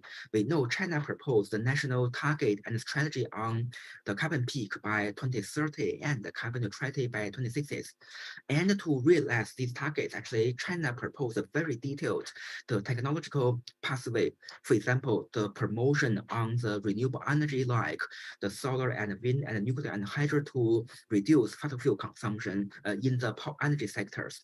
And also try to utilize and develop more, for example, the hydrogen technologies and the storage technology to reduce fossil fuel consumptions. And meanwhile, to enhance the energy efficiency in the key sectors like the industries and the construction sectors, and as well as the transportation. And meanwhile, also to offer some financial and policy innovation to make the motivation for companies to reduce carbon emission and fossil fuel consumptions. So the technical innovation should be always the fundamental part to realize the carbon neutral feature. And apart from the technology, we also need to think about how we can utilize the policies to offer the second round motivation to the individuals and the companies to utilize the renewable and low carbon technologies. We know a very basic assumption should be, so if the people and company want to utilize the low carbon technology, actually a critical thinking will be how we can balance the cost and the benefit for using the technologies. So if we can reduce the renewable energy technologies lower than the traditional, the fossil fuel-based technology, actually we know based on the human nature, the company and the human being will be willing to use the new and renewable energy technologies if we can have the lower cost. So the key point will be how we can design the different policy package to help to reduce the cost for the low carbon and carbon neutral technology will be the key point for promoting the carbon neutral technical systems. So here actually many things we can do. For example, we can reform the regulation to offer some standards. In this way, actually, we can motivate people to use the more renewable energies. And also we can also to offer the many market-based solution to internalize the cost for the fossil fuel, for example, carbon trade and something. We can also to increase the cost for the fossil fuel and meanwhile to reduce the cost for the renewable energies. And we can also to develop some very good mechanism to promote the commercialization for carbon neutral technology, for example, for hydrogen or for renewable energies. And we can also to apply the different financial and fiscal schemes to motivate and promote on the carbon neutral technologies. For example, the tax scheme and also maybe the subsidies and the scheme to the new technologies. And also the ESG can also be some strong and powerful tools to help the company to use the more renewable energy and the carbon neutral technologies to have the better credit and to reduce fossil fuel consumptions. And finally, we can also to encourage and motivate some direct investment to the carbon neutral sectors so as we can promote the coverage of the low carbon technologies to reduce CO2 emission in the near future. So anyhow, so if we can design a very good design policy package, we can realize the promotion on a number of renewable and carbon neutral technologies. We can realize on the innovation and the transformation to be a better carbon neutral technical systems for our human beings. Okay, so based on this information, I want to emphasize some key conclusions and the key point. So we know this is the big challenges exists after the COP26, and the challenges come from the technologies and also come from the something beyond technologies. For example, the geopolitical issues and equity issues and the national condition. For example, the economic condition. Okay, so based on this big challenge, we should pursued not only the technically sound, but also a more inclusive pathway towards the carbon neutral in the near future. For example, how we can balance the basic economic needs and the carbon mitigation target, and how we can consider the geographical location and also the economic condition. So all these elements should be considered into the design for the pathway towards the future carbon neutral condition, right? And also, apart from the technology innovation, the policy design, for example, the CDM and the carbon trade and ESG can also play a very important role to reduce carbon emission and fossil fuel consumptions. And also, the lifestyle change can also critical to make a contribution to carbon neutral in the near future. And we also need to think about how we can design a designed pathway. And also the pathway should be nationally determined contributions and pathways with the consideration on the multiple issues, for example, the equity and geopolitical situations. So by this one, actually, we can offer the not only the sound, but also the inclusive pathway towards the future carbon neutral scenarios for our human beings. Okay, so here is some of my key points, and I hope you can think about these issues and reflect them into the follow-ups, the discussion, and also the model, the UN conference, right? Okay, so thank you for your attention, and also I wish the biggest success for your event, and look forward to your performance in the follow-up the UN conference sections. Thank you so much. It's my pleasure to attend and yeah.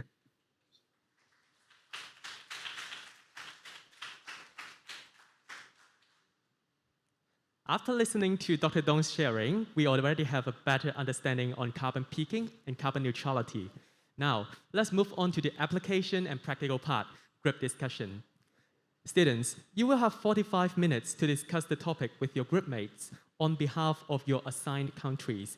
And the task is to sort out solutions to the challenges of carbon neutrality and identify possible solutions to further develop sustainable development on behalf of the assigned countries.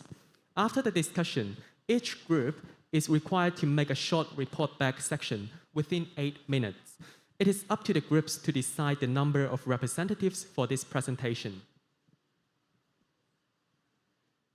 For Group 1, China, Group 2, India, Group 4, the UK, and Group 5, Sudan, you will stay in this hall for the discussion, and our staff will arrange one table for each group. For Group 3, the USA, and Group 6, Haiti, please go to the rooms behind for the discussion. You may leave the chairs here. Moderators, please gather your group members and go to the corresponding areas for your countries. You may arrange the seats if necessary and sit in circles to facilitate the discussion. The discussion section begins now. Please enjoy.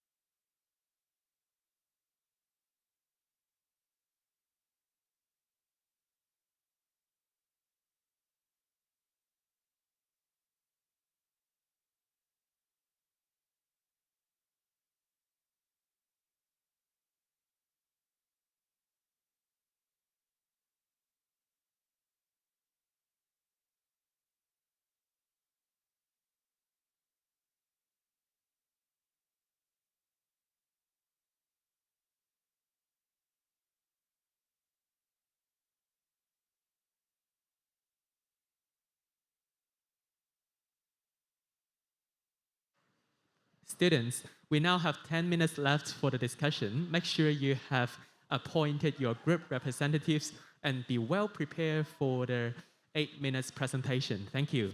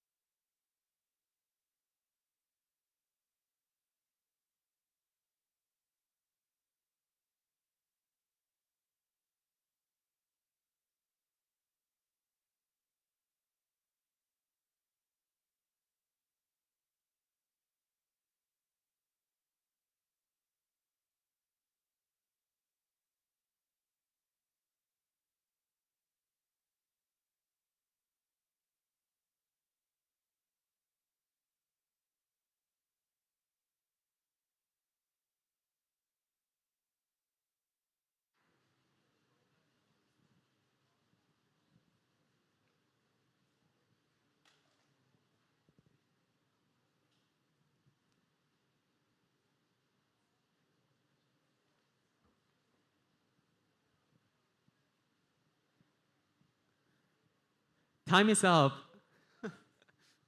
Did you enjoy the discussion section? Okay, we will now start our presentation section. So when it is your group to present, make sure your representatives come on stage. And for the specific person who are presenting, you may use the podium to facilitate the whole process. We will now start our presentation section. Group 1, please send your representative on the stage, and the floor is yours. Please give a big hand to Group 1, China.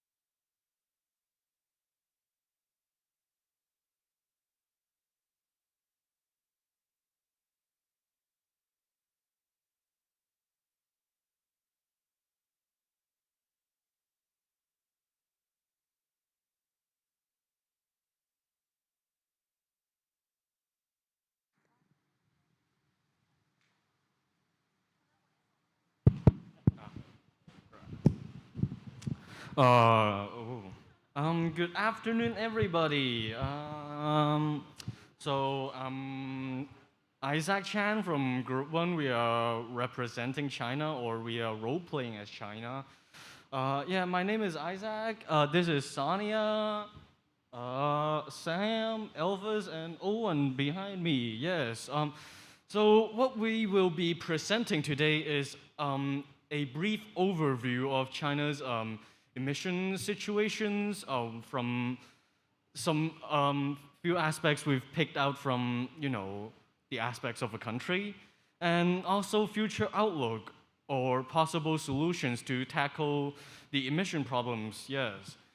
So let's start off by talking about transportations. May I invite Elvis? Yes, give a big hand, yeah.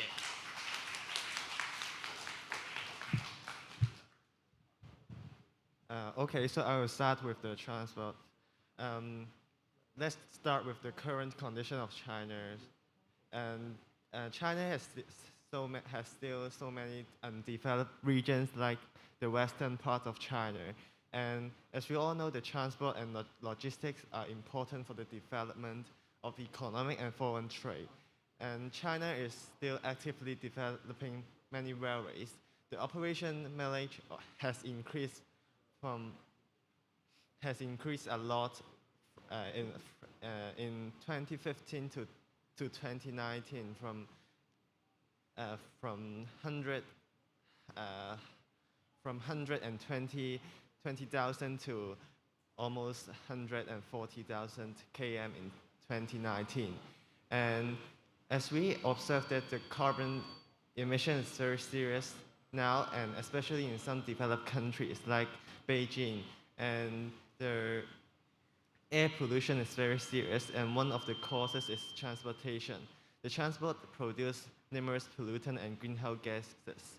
The government, we have some measures like regulations on driving cars. People can only drive their cars 3 days a week.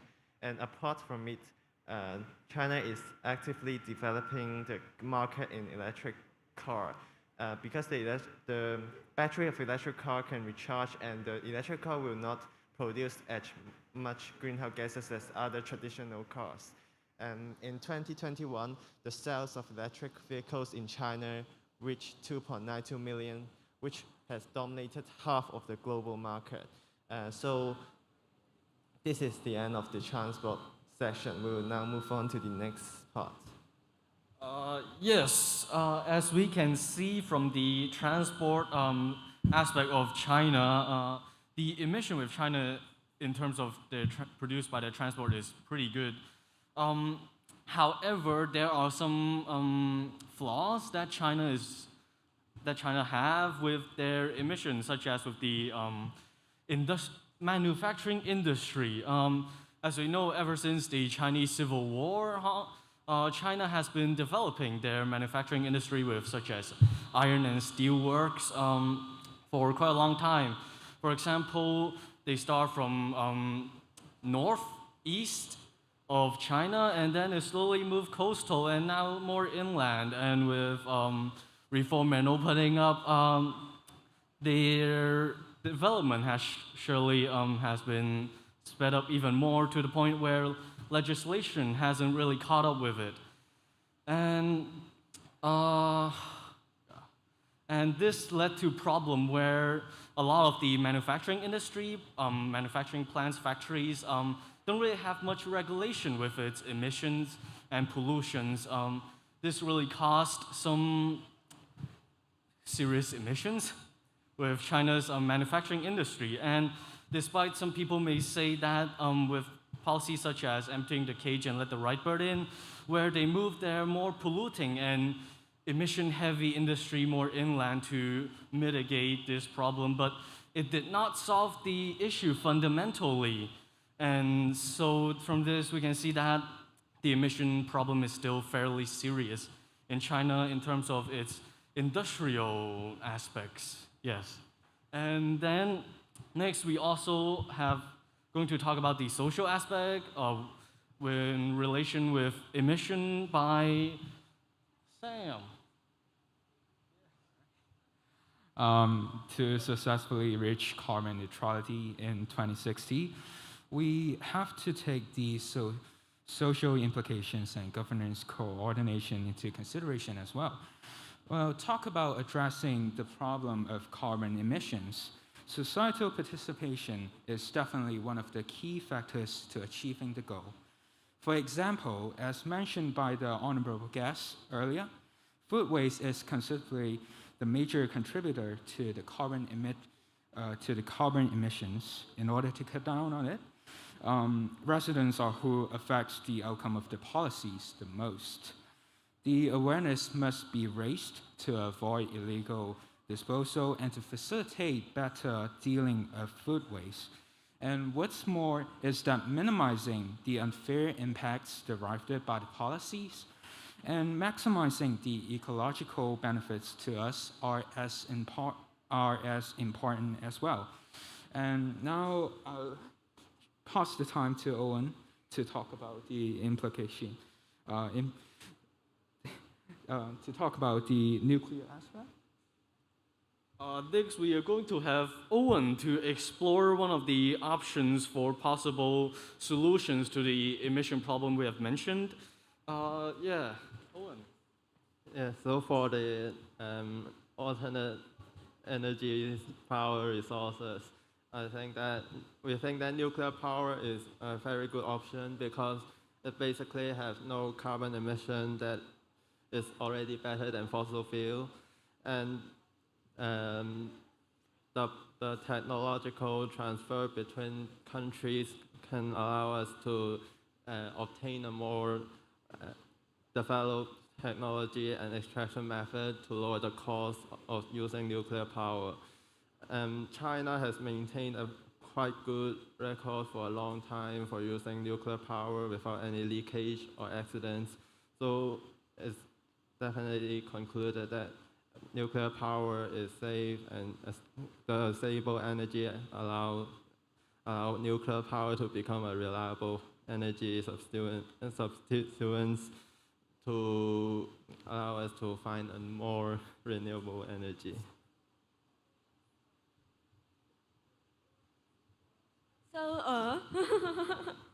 So last but not the least, we're going to talk about the possible outcomes of technology exchange of China. So as we just mentioned at the beginning, there is the EEW group, that Germany company that is bought by the Chinese Beijing company. And outcome, the German company has manufactured in China, Sweden, and Malaysia. And in China, as One Belt, One Road for like the least developed countries like Pakistan, they could bring professionals to developing countries, and moreover, they can exchange nuclear power to nuclear technology to these countries, and bringing emission of less carbon emission outcomes, which cause a greener country. So that's about it. We have talked about the current situations with China's emission from the manufacturing industrial aspects, transportations, and social aspect, and also some possible solutions, such as with nuclear technology and also technological exchange. And that's about it. Thanks everyone for listening. Yay! Yay! Thank you, Group 1. You have done a good job. And you have also given out very good and a long list of ideas, brand new ideas for us to think about how sustainability can really be implemented in our daily lives. Thank you, Group 1. Please be seated. And follow on, we will have Group 2. Group 2, India. Are you ready? All right, everyone, please give them a round of applause to welcome Group 2, India.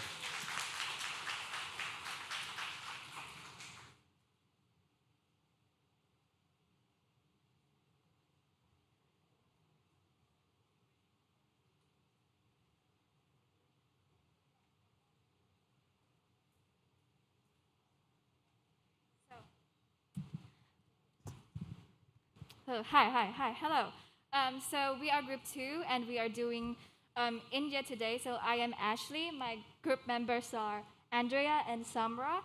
And first, I will be doing about the background information as the introduction for how India is doing concerning carbon emissions and what are their plans and currently their situation. And so for India, currently they are the biggest, one of the biggest exporter of coal, and that's why their carbon emission in the first place is very big, because they are the ones who export coal. So most of the gases that are produced from this non-renewable energy comes from them. And at the same time, India is a developing country where people, like most people, or most people, doesn't have enough access to electricity, and so they still rely on coal to do their daily necessities, such as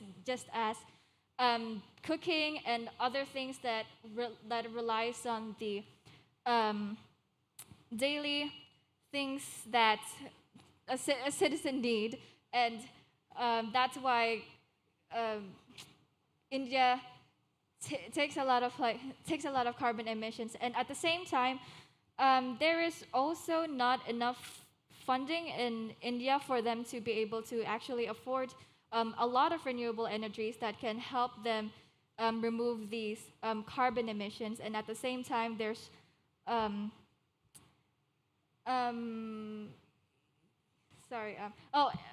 at the same time, these carbon emissions from coal is actually also an indirect financial support from the government. But now, in recent years, from 2019 until now, 2021 or 2022 at the latest, India has actually been making a lot of good progress into removing carbon emissions from coal lately. By that, in fact, it is actually projected in India to lower their carbon emissions by 2030, because recently they are able to invest in hydroelectricity, which is actually a good source of renewable energy that replaces coal, because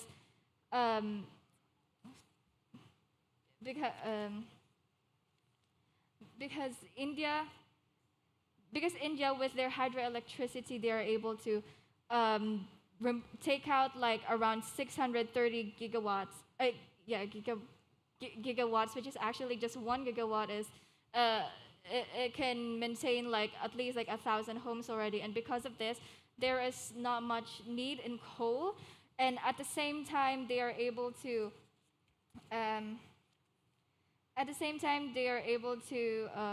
like by 9.2% in India from 2019, they are able to remove coal carbon emissions into renewable ones. Until now, 2021, they increased by 12%, which is actually a good progress. And India can actually be able to achieve these carbon neutrality goals by 2030 as they intend to.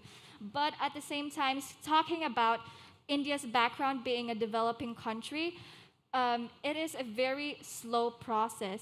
And that's why, because it's a slow process to actually turn into a very healthy, very renewable country instead of coal reliant, there is a lack of funding. There is also a lack of education and a lack of awareness from the citizens that they need to have a thinking that they need to stop exporting or relying so much on coal. And that's why, even though India right now is making a lot of progress, they still are reliant on having carbon emissions from coal.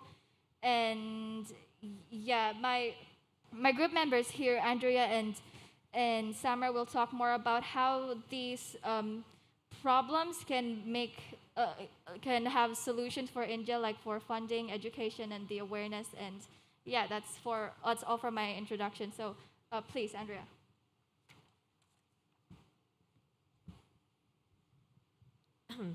Hi, I'm Andrea, and I'm going to talk about the funding problem in India. So, first of all, the Indian government hasn't invested enough money in terms of renewable energy. For example, the coal ministry budget versus the renewable energy ministry is 2.5 billion versus 1.5 billion. So it's almost twofold.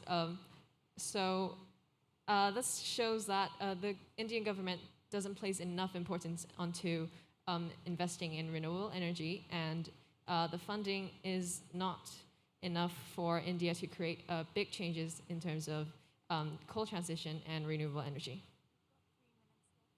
So as of right now, India government is implementing the viability gap funding, which is a short-term system of funding which is to enhance competitiveness for large infrastructure projects, which is not viable in the long run. So there are other solutions, such as the green banks and green bonds. These are small organization funds which is aimed for short-term renewable energy development. However, these bonds and banks have not been created into mainstream funding, and therefore it's not powerful enough to impact the whole of India. So that's why the government has to act as a facilitator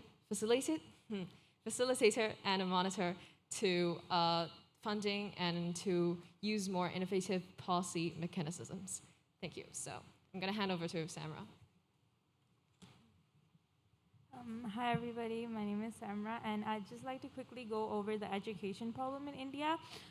The Indian government has actually announced that a lot of science colleges in India now offer a lot of postgraduate and undergraduate programs about professional carbon renewable energy, which is a really good and potential move. However, since most of these science colleges right now are developed in a lot of rich cities in India, and India is a developing country, so I believe like the government should also try to promote carbon renewable energy, not only in the rich cities, but also in the more developing parts of India.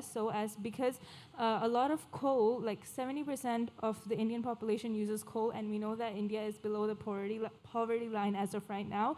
So the government So the government needs to also not just needs to provide education on the developed cities, but also on the underdeveloping cities, so that more people would know more on the harmful effects of coal and the benefits of carbon renewable energy.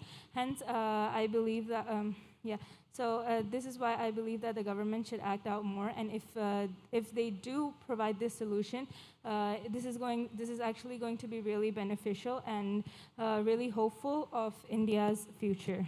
Thank you. All right, thank you, Group 2. Very good time management, and time is just now, the time is up. Okay, Group 2 has done a really good job and then provided us with very detailed information and also statistics to support their arguments. So let's move on, and we will have Group 3, the USA. Let's give them a big hand. Group 3, are you ready? Okay, Group 3 here, sorry.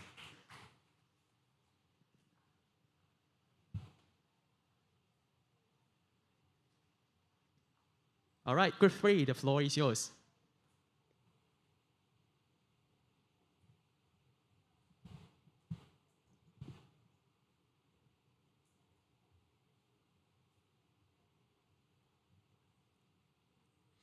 Good afternoon, everyone. We are the representative of USA, and these are my group mates. Linda, Jessica, Lily, and Thomas. So today we are going to talk about the obstacles USA is facing and how they can solve it. But first, please let me provide you some background about the greenhouse emissions. USA's main sources of greenhouse gas emissions: transportation, 27% of the greenhouse gas emissions. The transportation sector generates the largest share of greenhouse gas emissions. Secondly, electricity production, 25% of the greenhouse gas emissions. Electronic power generates the second largest share of greenhouse gases emissions. Approximately 60% of our electronic comes from burning fossil fuels, mostly coal and natural gas. Thirdly, industry, 24% of the greenhouse gas emissions. Greenhouse gas emissions from industry primarily come from burning fossil fuels for energy. Now, let me talk about what the government's expected outcome is. EPA's work is improving society's understanding of climate change and to help tackle the climate crisis effectively and sustainably. On 9th of December 2021, Mr. Biden signed an executive order directing the federal government to achieve 5 requirements. But I will only share the main requirement with all of you here. 100% of electricity used by the federal government will be carbon pollution-free by 2030, with at least half from locally supplied clean energy. And they plan to reach zero carbon emissions by 2050. Now that all of you have briefly know about USA, Jessica will be introducing the difficulties USA is facing while reducing greenhouse gas emissions.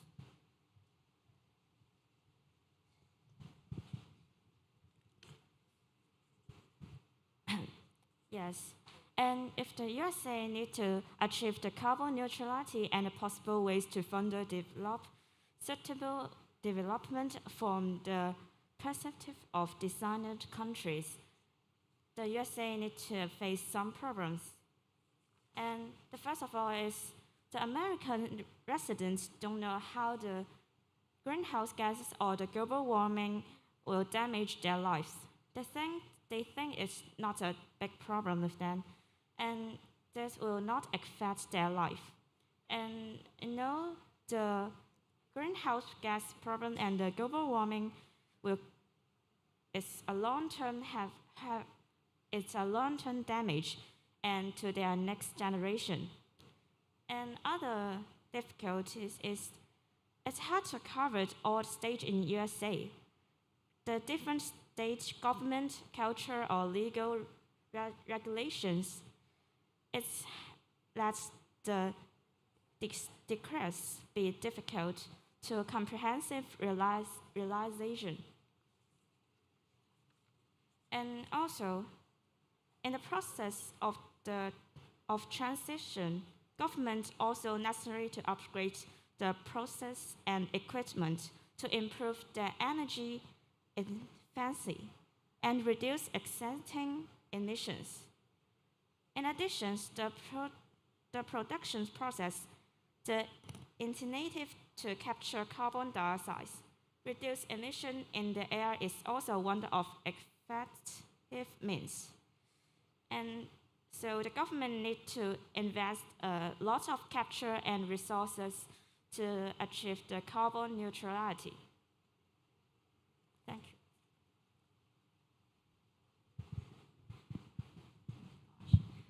So now I'll add on to some of the difficulties that the US government is facing while reducing the carbon emissions.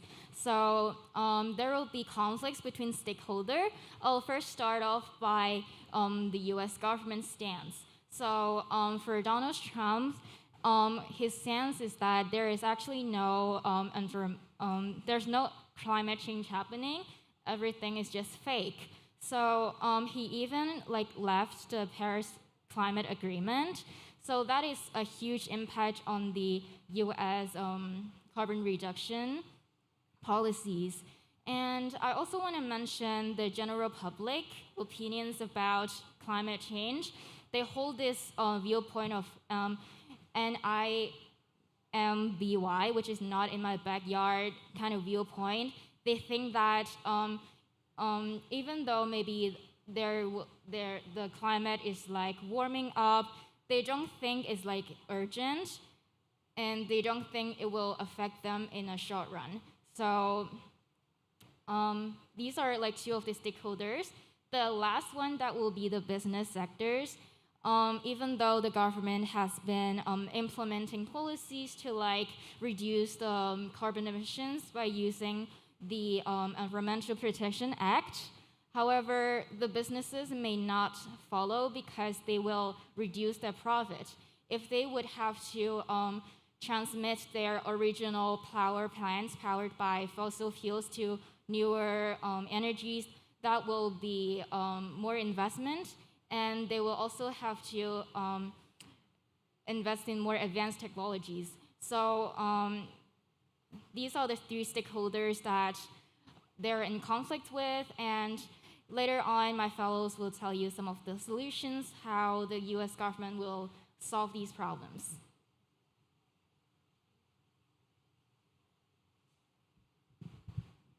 So here are some solutions for US's difficulties. I'm going to talk from two sides. First is education. We suggest to hold some environment-related lectures and activities in schools to make more students aware of the importance of environment. At the same time, it can make the younger generation pay attention to environmental issues. It can also gain support from the citizens. This will do a lot for future environmental problems. And the second is from the economic aspect. We believe that tax can be reduced to attract more businessmen to use renewable resources, and also helps balance the benefits of different stakeholders. Renewable energy plays an important role in USA energy security and in reducing greenhouse gas emissions. The use of renewable gas energy helps to reduce energy imports and reduce the use of fossil fuels, which helps a lot in reducing greenhouse gases. Finally, I would like to talk about what the United States have been doing with other countries in the aspects of international collaboration. So, US as a party to the UN Framework Conventions on Climate Change, they have been doing a lot to collaborate with people and businesses and countries across the world. So for reference, just last year, US-Germany Climate and Energy Partnership has been signed by the current administrations of the United States, and they are collaborating on developing and deploying critical energy technologies. So it's very important that countries collaborate to solve this one of the major global crises in this century. So we believe that technology transfer, including the aspects of clean energy development, carbon trading, can be a resolution to a lot of global problems. And we also believe in the power of research. So I think the United States government has been training skilled personnel from all over the world.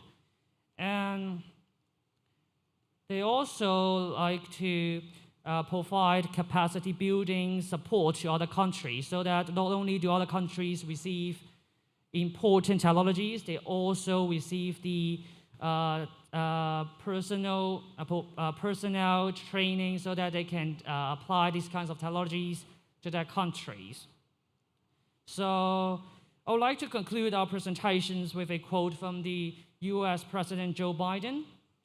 We can no longer delay or do the bare minimum to address climate change. This is a global, existential crisis, and we will all suffer the consequences if we fail. So we call on the international community to support the policies from the United States and also to collaborate so that we can build a greener and brighter futures of humankind. Thank you. Thank you, Griffrey.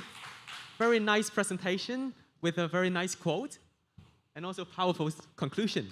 Overall, the presentation is very well structured and in a timely manner.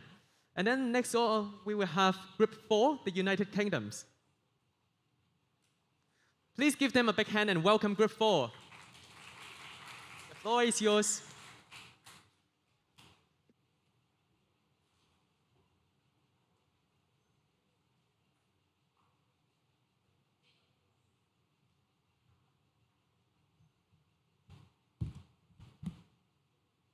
Good afternoon, everyone. We are the representatives of the UK group.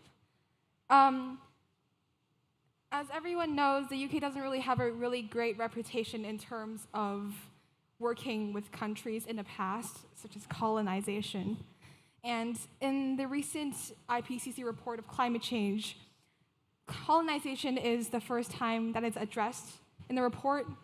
And as a compensation, I believe if I were representing the UK, I would be more obligated to resolve the issue of climate change.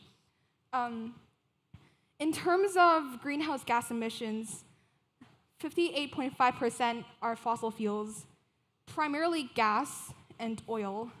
Coal has a rather small representation in that percentage. 23.9% of renewable energy, including solar, wind, and hydroelectric. 25.8% of other energy, including but not limited to nuclear and biomass. From this statistic alone, we can see that a majority of the energy resources is inclined towards non-renewable energy. However, as seen as the growth in UK's renewable energy development, it has been rapidly rising recent years compared to the 19,000s, and if you compare it to 2020. My group mates will introduce certain points in various areas.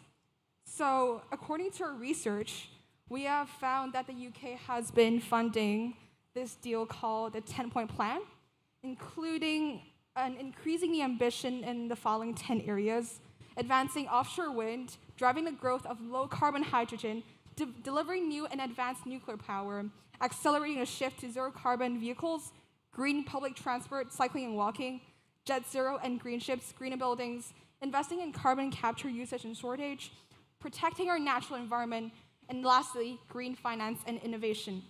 I'll be responsible for wind and solar power, infrastructure, safe carbon capture, and also how the UK's development on the industrial sector has affected climate change.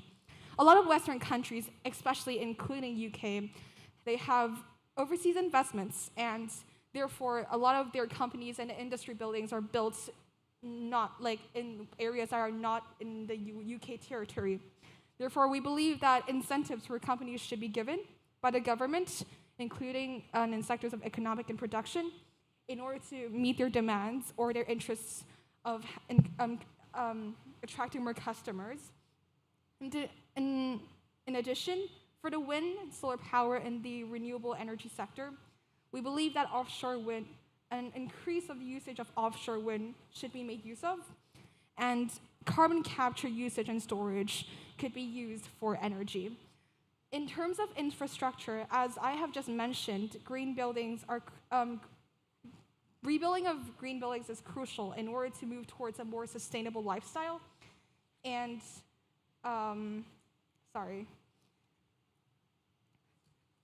instead of demolishing all the buildings, obviously we need to think how we can make use of our existing buildings to make them more green and eco-friendly. And for example, it could be like compromising with residents to build solar panels on top of their buildings in order to shift their energy consumption towards renewables. This is a way to take an intelligent approach to energy, and also government could be involved in educating residents how to minimize energy in use of all stages of a building's lifestyle. And in addition, safeguarding your water resources is one of the benefits of green buildings, minimizing waste and maximizing reuse, as well as promoting health and well-being. So this will be concluding my part for today, and I'll move on to the other members. Thank you.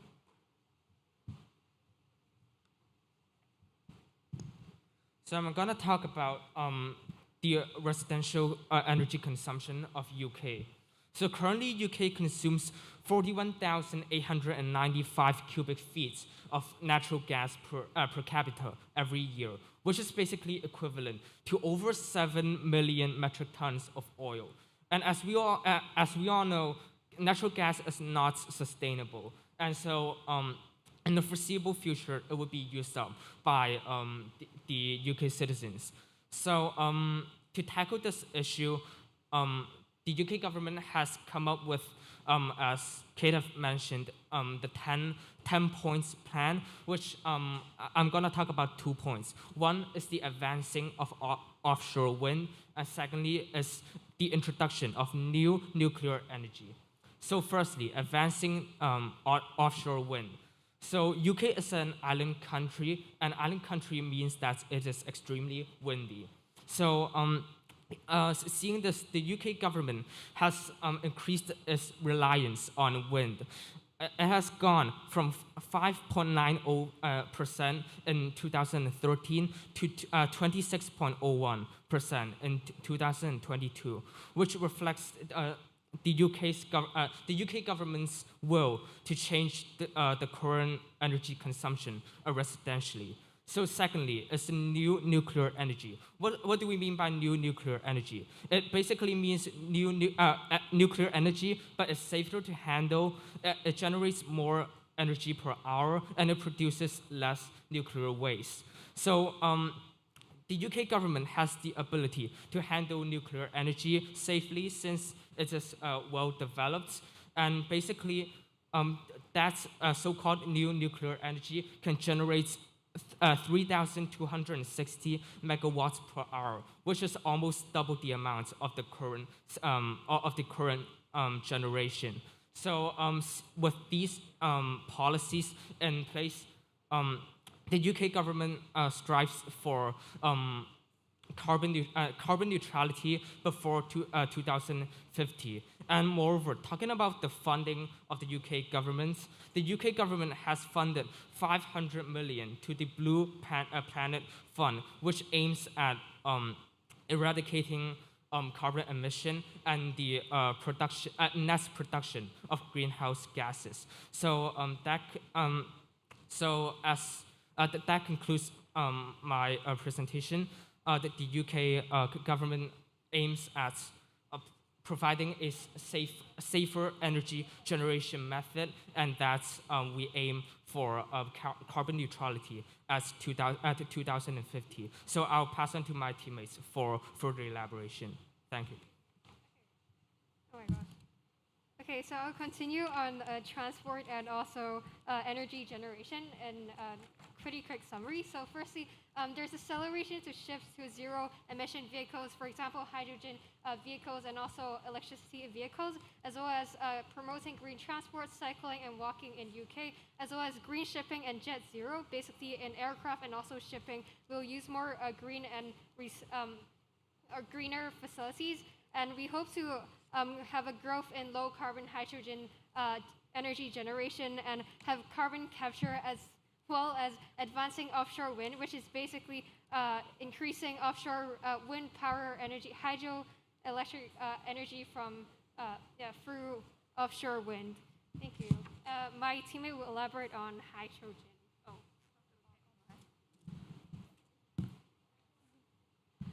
For the transportation sector, we plan to make use of hydrogen fuel, and despite the fact that we understand there's some risks, it could be used as a very useful and efficient alternative instead of simply using electricity. But the thing is, we acknowledge that the UK is indeed one of the most economically developed nations in the world, and therefore they have the economic capability to resolve the issue of climate change. Not only do we believe that the UK should be investing locally, but the UK should also be focusing on funding third world nations as we all, as a community, as a global community, move towards a more sustainable lifestyle and climate change. Thank you.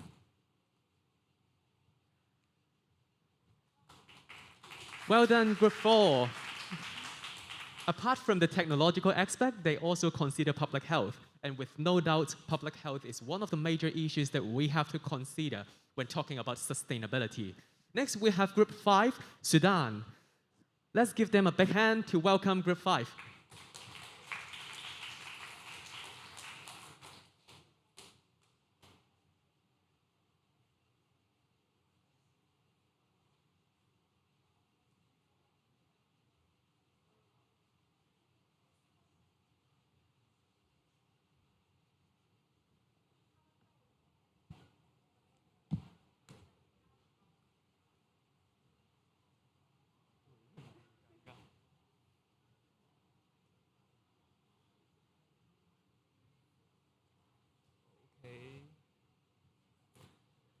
Good afternoon, everyone. We are Group 5, so we're going to introduce you the carbon emission of Sudan. In case you have no idea about this country, I will briefly introduce you the basic information of Sudan with you first. Sudan is one of the largest states in Africa, split into two countries in July 2011, after the people of South voted for independence. The government of Sudan gives its blessing to an independent South Sudan, where the mainly Christian and people have for decades been struggling against the rule by Muslim North. However, various outstanding issues, especially the question of shared oil revenues and border demarcation, have continued to create tensions between two successor states. Moreover, Sudan is one of the poorest countries in the world. Most of the population lives in the hard conditions. Sudan is located in Sahara Desert. Hard climate conditions and lack of natural resources were always responsible for the poor climate conditions, and lack of natural resources were always responsible for the poor life conditions.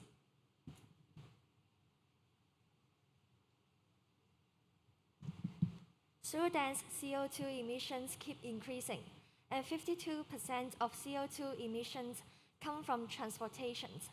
Due to the rising carbon dioxide emissions in Sudan, it needs to face the most serious problem, which is climate change.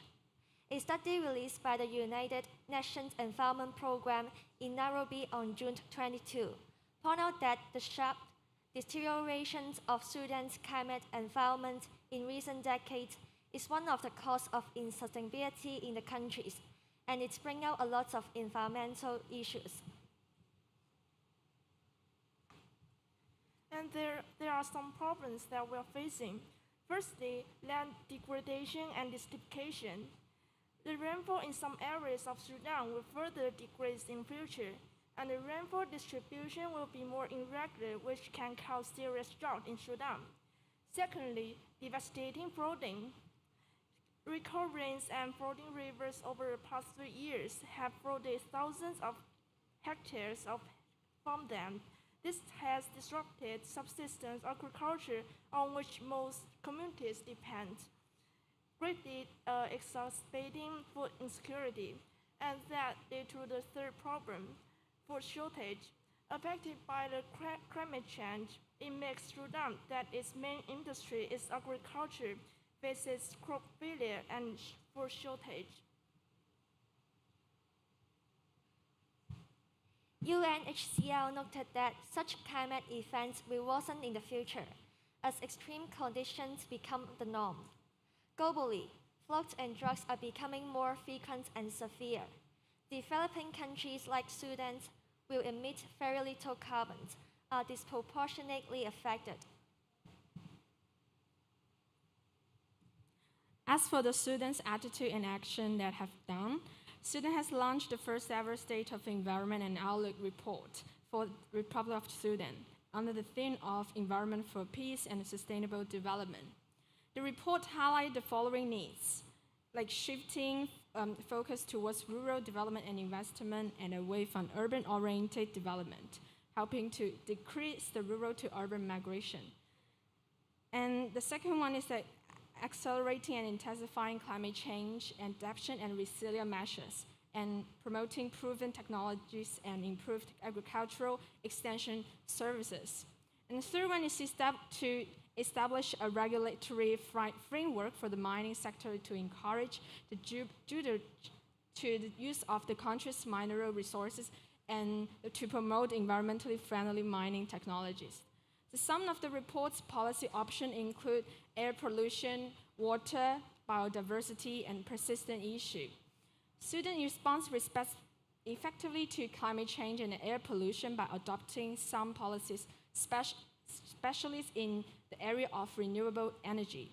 As for the water, Sudan enforces integrated water resources management and improves sustainable water harvesting techniques.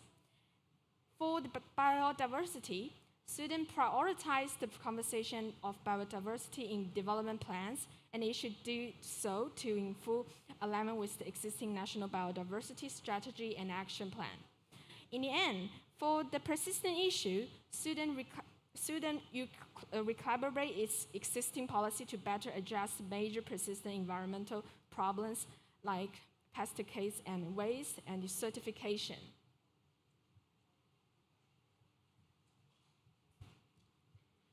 I would like to share some suggestions, and the suggestion will be divided into governments and citizens two aspects.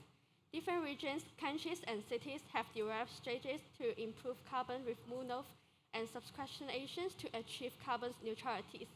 Yet, achieving net zero carbon emissions are challenging.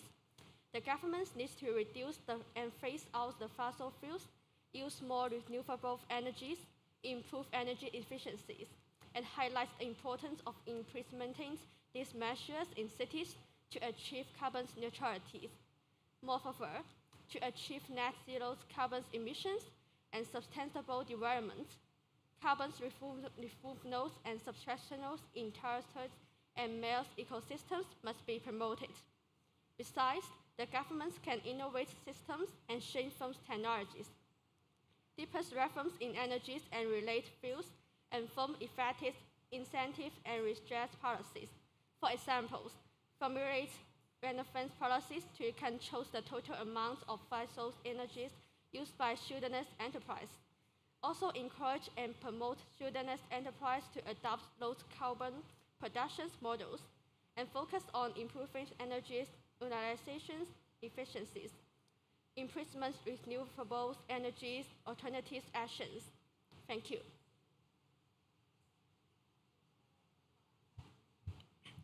And for the citizens of Sudan, they should implement energy saving and carbon reduction, develop the habit of not wasting food, and try to take public transportation or recycling and walking when they are traveling. Promote full recovery of energy-saving LED lights, paperless office, and recycling of water resources. Make full use of building space to create green roofs and increase the carbon sink capacity of buildings.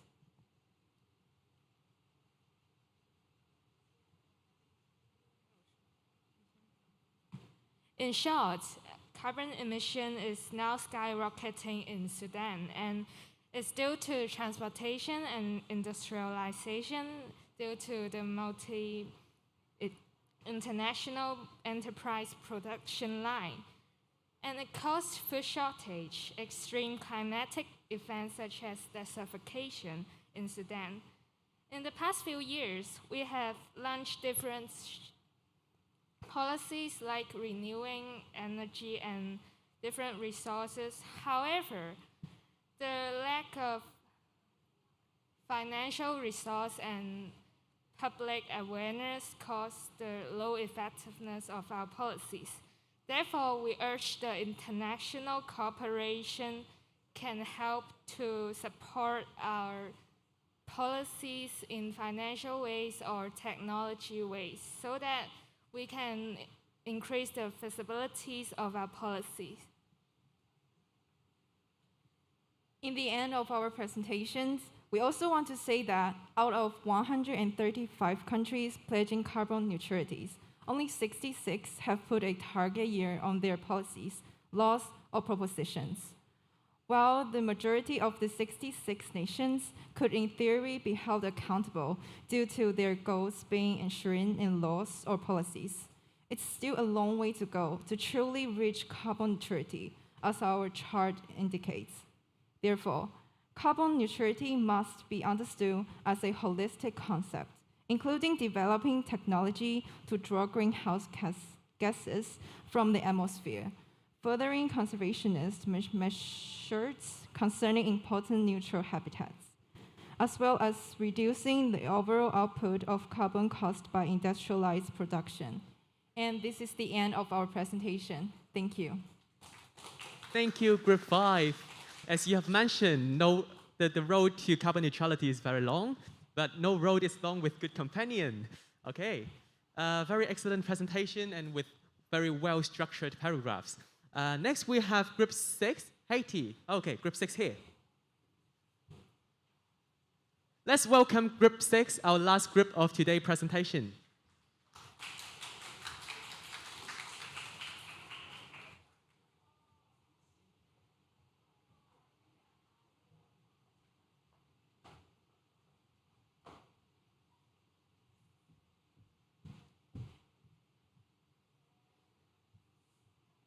So, good afternoon, everyone. Today we are representing Haiti. To begin with, let me give you a brief introduction of the background of Haiti. Haiti is a small country occupying the western half of the island of Hispaniola, which it shares with the Dominican Republic. And Haiti has a long history of political violence and economic imbalance. And population pressure has led to extreme environmental degradation, with an estimated 98% of forests cleared for fuel. Therefore, Haiti remains highly vulnerable to natural hazards, mainly hurricanes, floods, and earthquakes. So, climate change is expected to increase the frequency, intensity, and impacts of extreme weather events. And the country still lacks adequate preparedness and coping mechanism. The Haitian economy is mainly supported by exports of agricultural products such as coffee, cocoa, maize, and rice, among others. So let's move on to the environment problems, the deforestation. Welcome, Rosanna. Widespread deforestation is a critical concern in Haiti and poses a serious threat to the lives of citizens. This deforestation has led to funding dramatic rates of soil erosion and subsequent declines in the agricultural productivity. Haiti's valuable coastal and marine resources have been degraded by sediment deposits and overfishing, resulting in considerable loss in biodiversity. Waste management in Haiti's urban areas is a major challenge, especially in Port-au-Prince, one of the largest cities in the world without a sewer system. Next, let's invite Kiki to talk about existing measures taken by Haiti. Thank you. as part of a large effort to sterilize watershed, increase the tree cover, and promote sustainable agricultural practice in deserted-prone regions of the country. U.S. Agency for International Development, USAID, extends is to help Haiti protect its fragile environment and conserve its precious resources. Focused on a sustainable change, USAID promotes environmentally friendly activities. Let us focus on resilience, community-based solutions, and market-based financial development.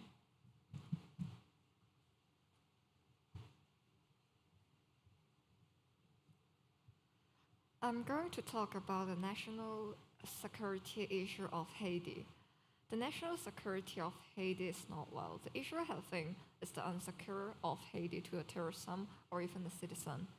Even kidnapping has become a job in Haiti.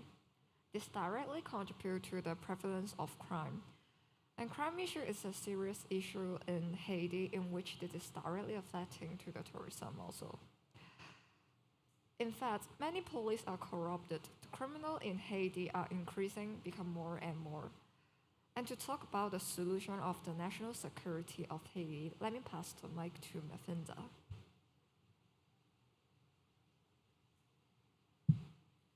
So how can we solve these problems? In terms of protests, burning tires contribute to air pollution in Haiti, and gun use might also contaminate lands and clean water, which will negatively impact Haiti's agriculture, which is also their biggest contribution in the economy. We believe that the government should implement laws to regulate gun control or restrict gun use, and the negotiation between citizens and government is also very crucial. They should find common ground, and the government should listen to citizens, work on the issues the citizens has raised concern for the past couple of years, like rising living costs, shortage in gasoline, coal, and diesel. They could also use this opportunity to introduce renewable energy into Haiti, lowering the burden on citizens on the shortage of non-renewable energy, which will benefit Haiti in the long term in an environmental sense, since the non-renewable energy will be lowered. In terms of crime rates, we believe that the government should also provide free education, making basic education accessible for all citizens under high inflation rates and unemployment rates. Citizens are more employable, which will provide them a basic wage from employment and can further lead to a lowering in crime rates like kidnapping, and also lower the inflation rates and unemployment rates, which will lead to a growth in their economy. National security plays an important role in solving the environmental crisis, and without it, Haiti or even the world might have to suffer the consequences in the near future. I will now pass on to my other colleague. So Haiti has some really serious environmental problems, especially pollution. This situation worsened after the earthquake happened in Haiti in 2010. And I'm going to talk about two kinds of pollution, water pollution and air pollution. For water pollution, toxins and heavy metals are discarded into rivers by factories and power stations. And for air pollution, sulfur dioxide, nitrogen oxides, and particulates, especially some common air pollutants in Haiti. And these air pollutants can cause lung cancer and irritates respiratory system. My groupmate will propose some solutions to solve these environmental problems.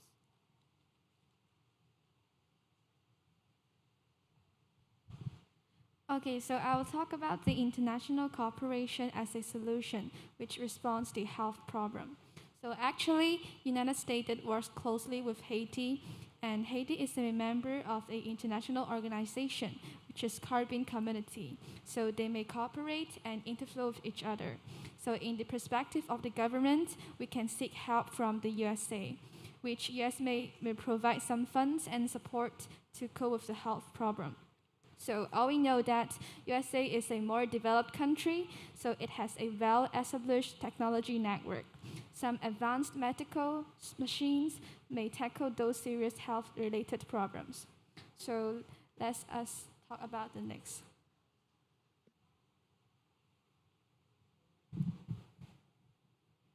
So Haiti is a less developed country. There is an undeniable fact that we have a series of issues, especially environments, lack of resources, and also disasters, are seriously damage the functioning of the country. However, we are still actively taking different measures, such as cooperating with local and foreign companies, raising funds from foreign nations. Prior to this, we continuously followed the steps with the international community to achieve the zero carbon emissions and improve the issues of environment pollution. We will take strong measures to regulate, the counteract, and firmly safeguard our security and developing interests. Nobody knows more about Haiti than we do. So this is our group presentation. Thank you for listening. Thank you, Group 6. Thanks for your wonderful sharing. And you have really able to step into Haiti's shoes and make the recommendations adapting to the local environment. Thank you. And now that all the groups have strived their best to report back on behalf of their assigned countries, thank you very much to all your efforts and hard work. The presentations are really, really inspiring and excellent. I believe all of you have learned a lot about carbon peaking and carbon neutrality, as well as sustainability throughout this afternoon. This will be highly beneficial to not only your personal development, but also your future contribution to sustainability. The organizer has prepared certificates of attendance to every one of you who has presented today. Your moderators will now distribute the certificates to you.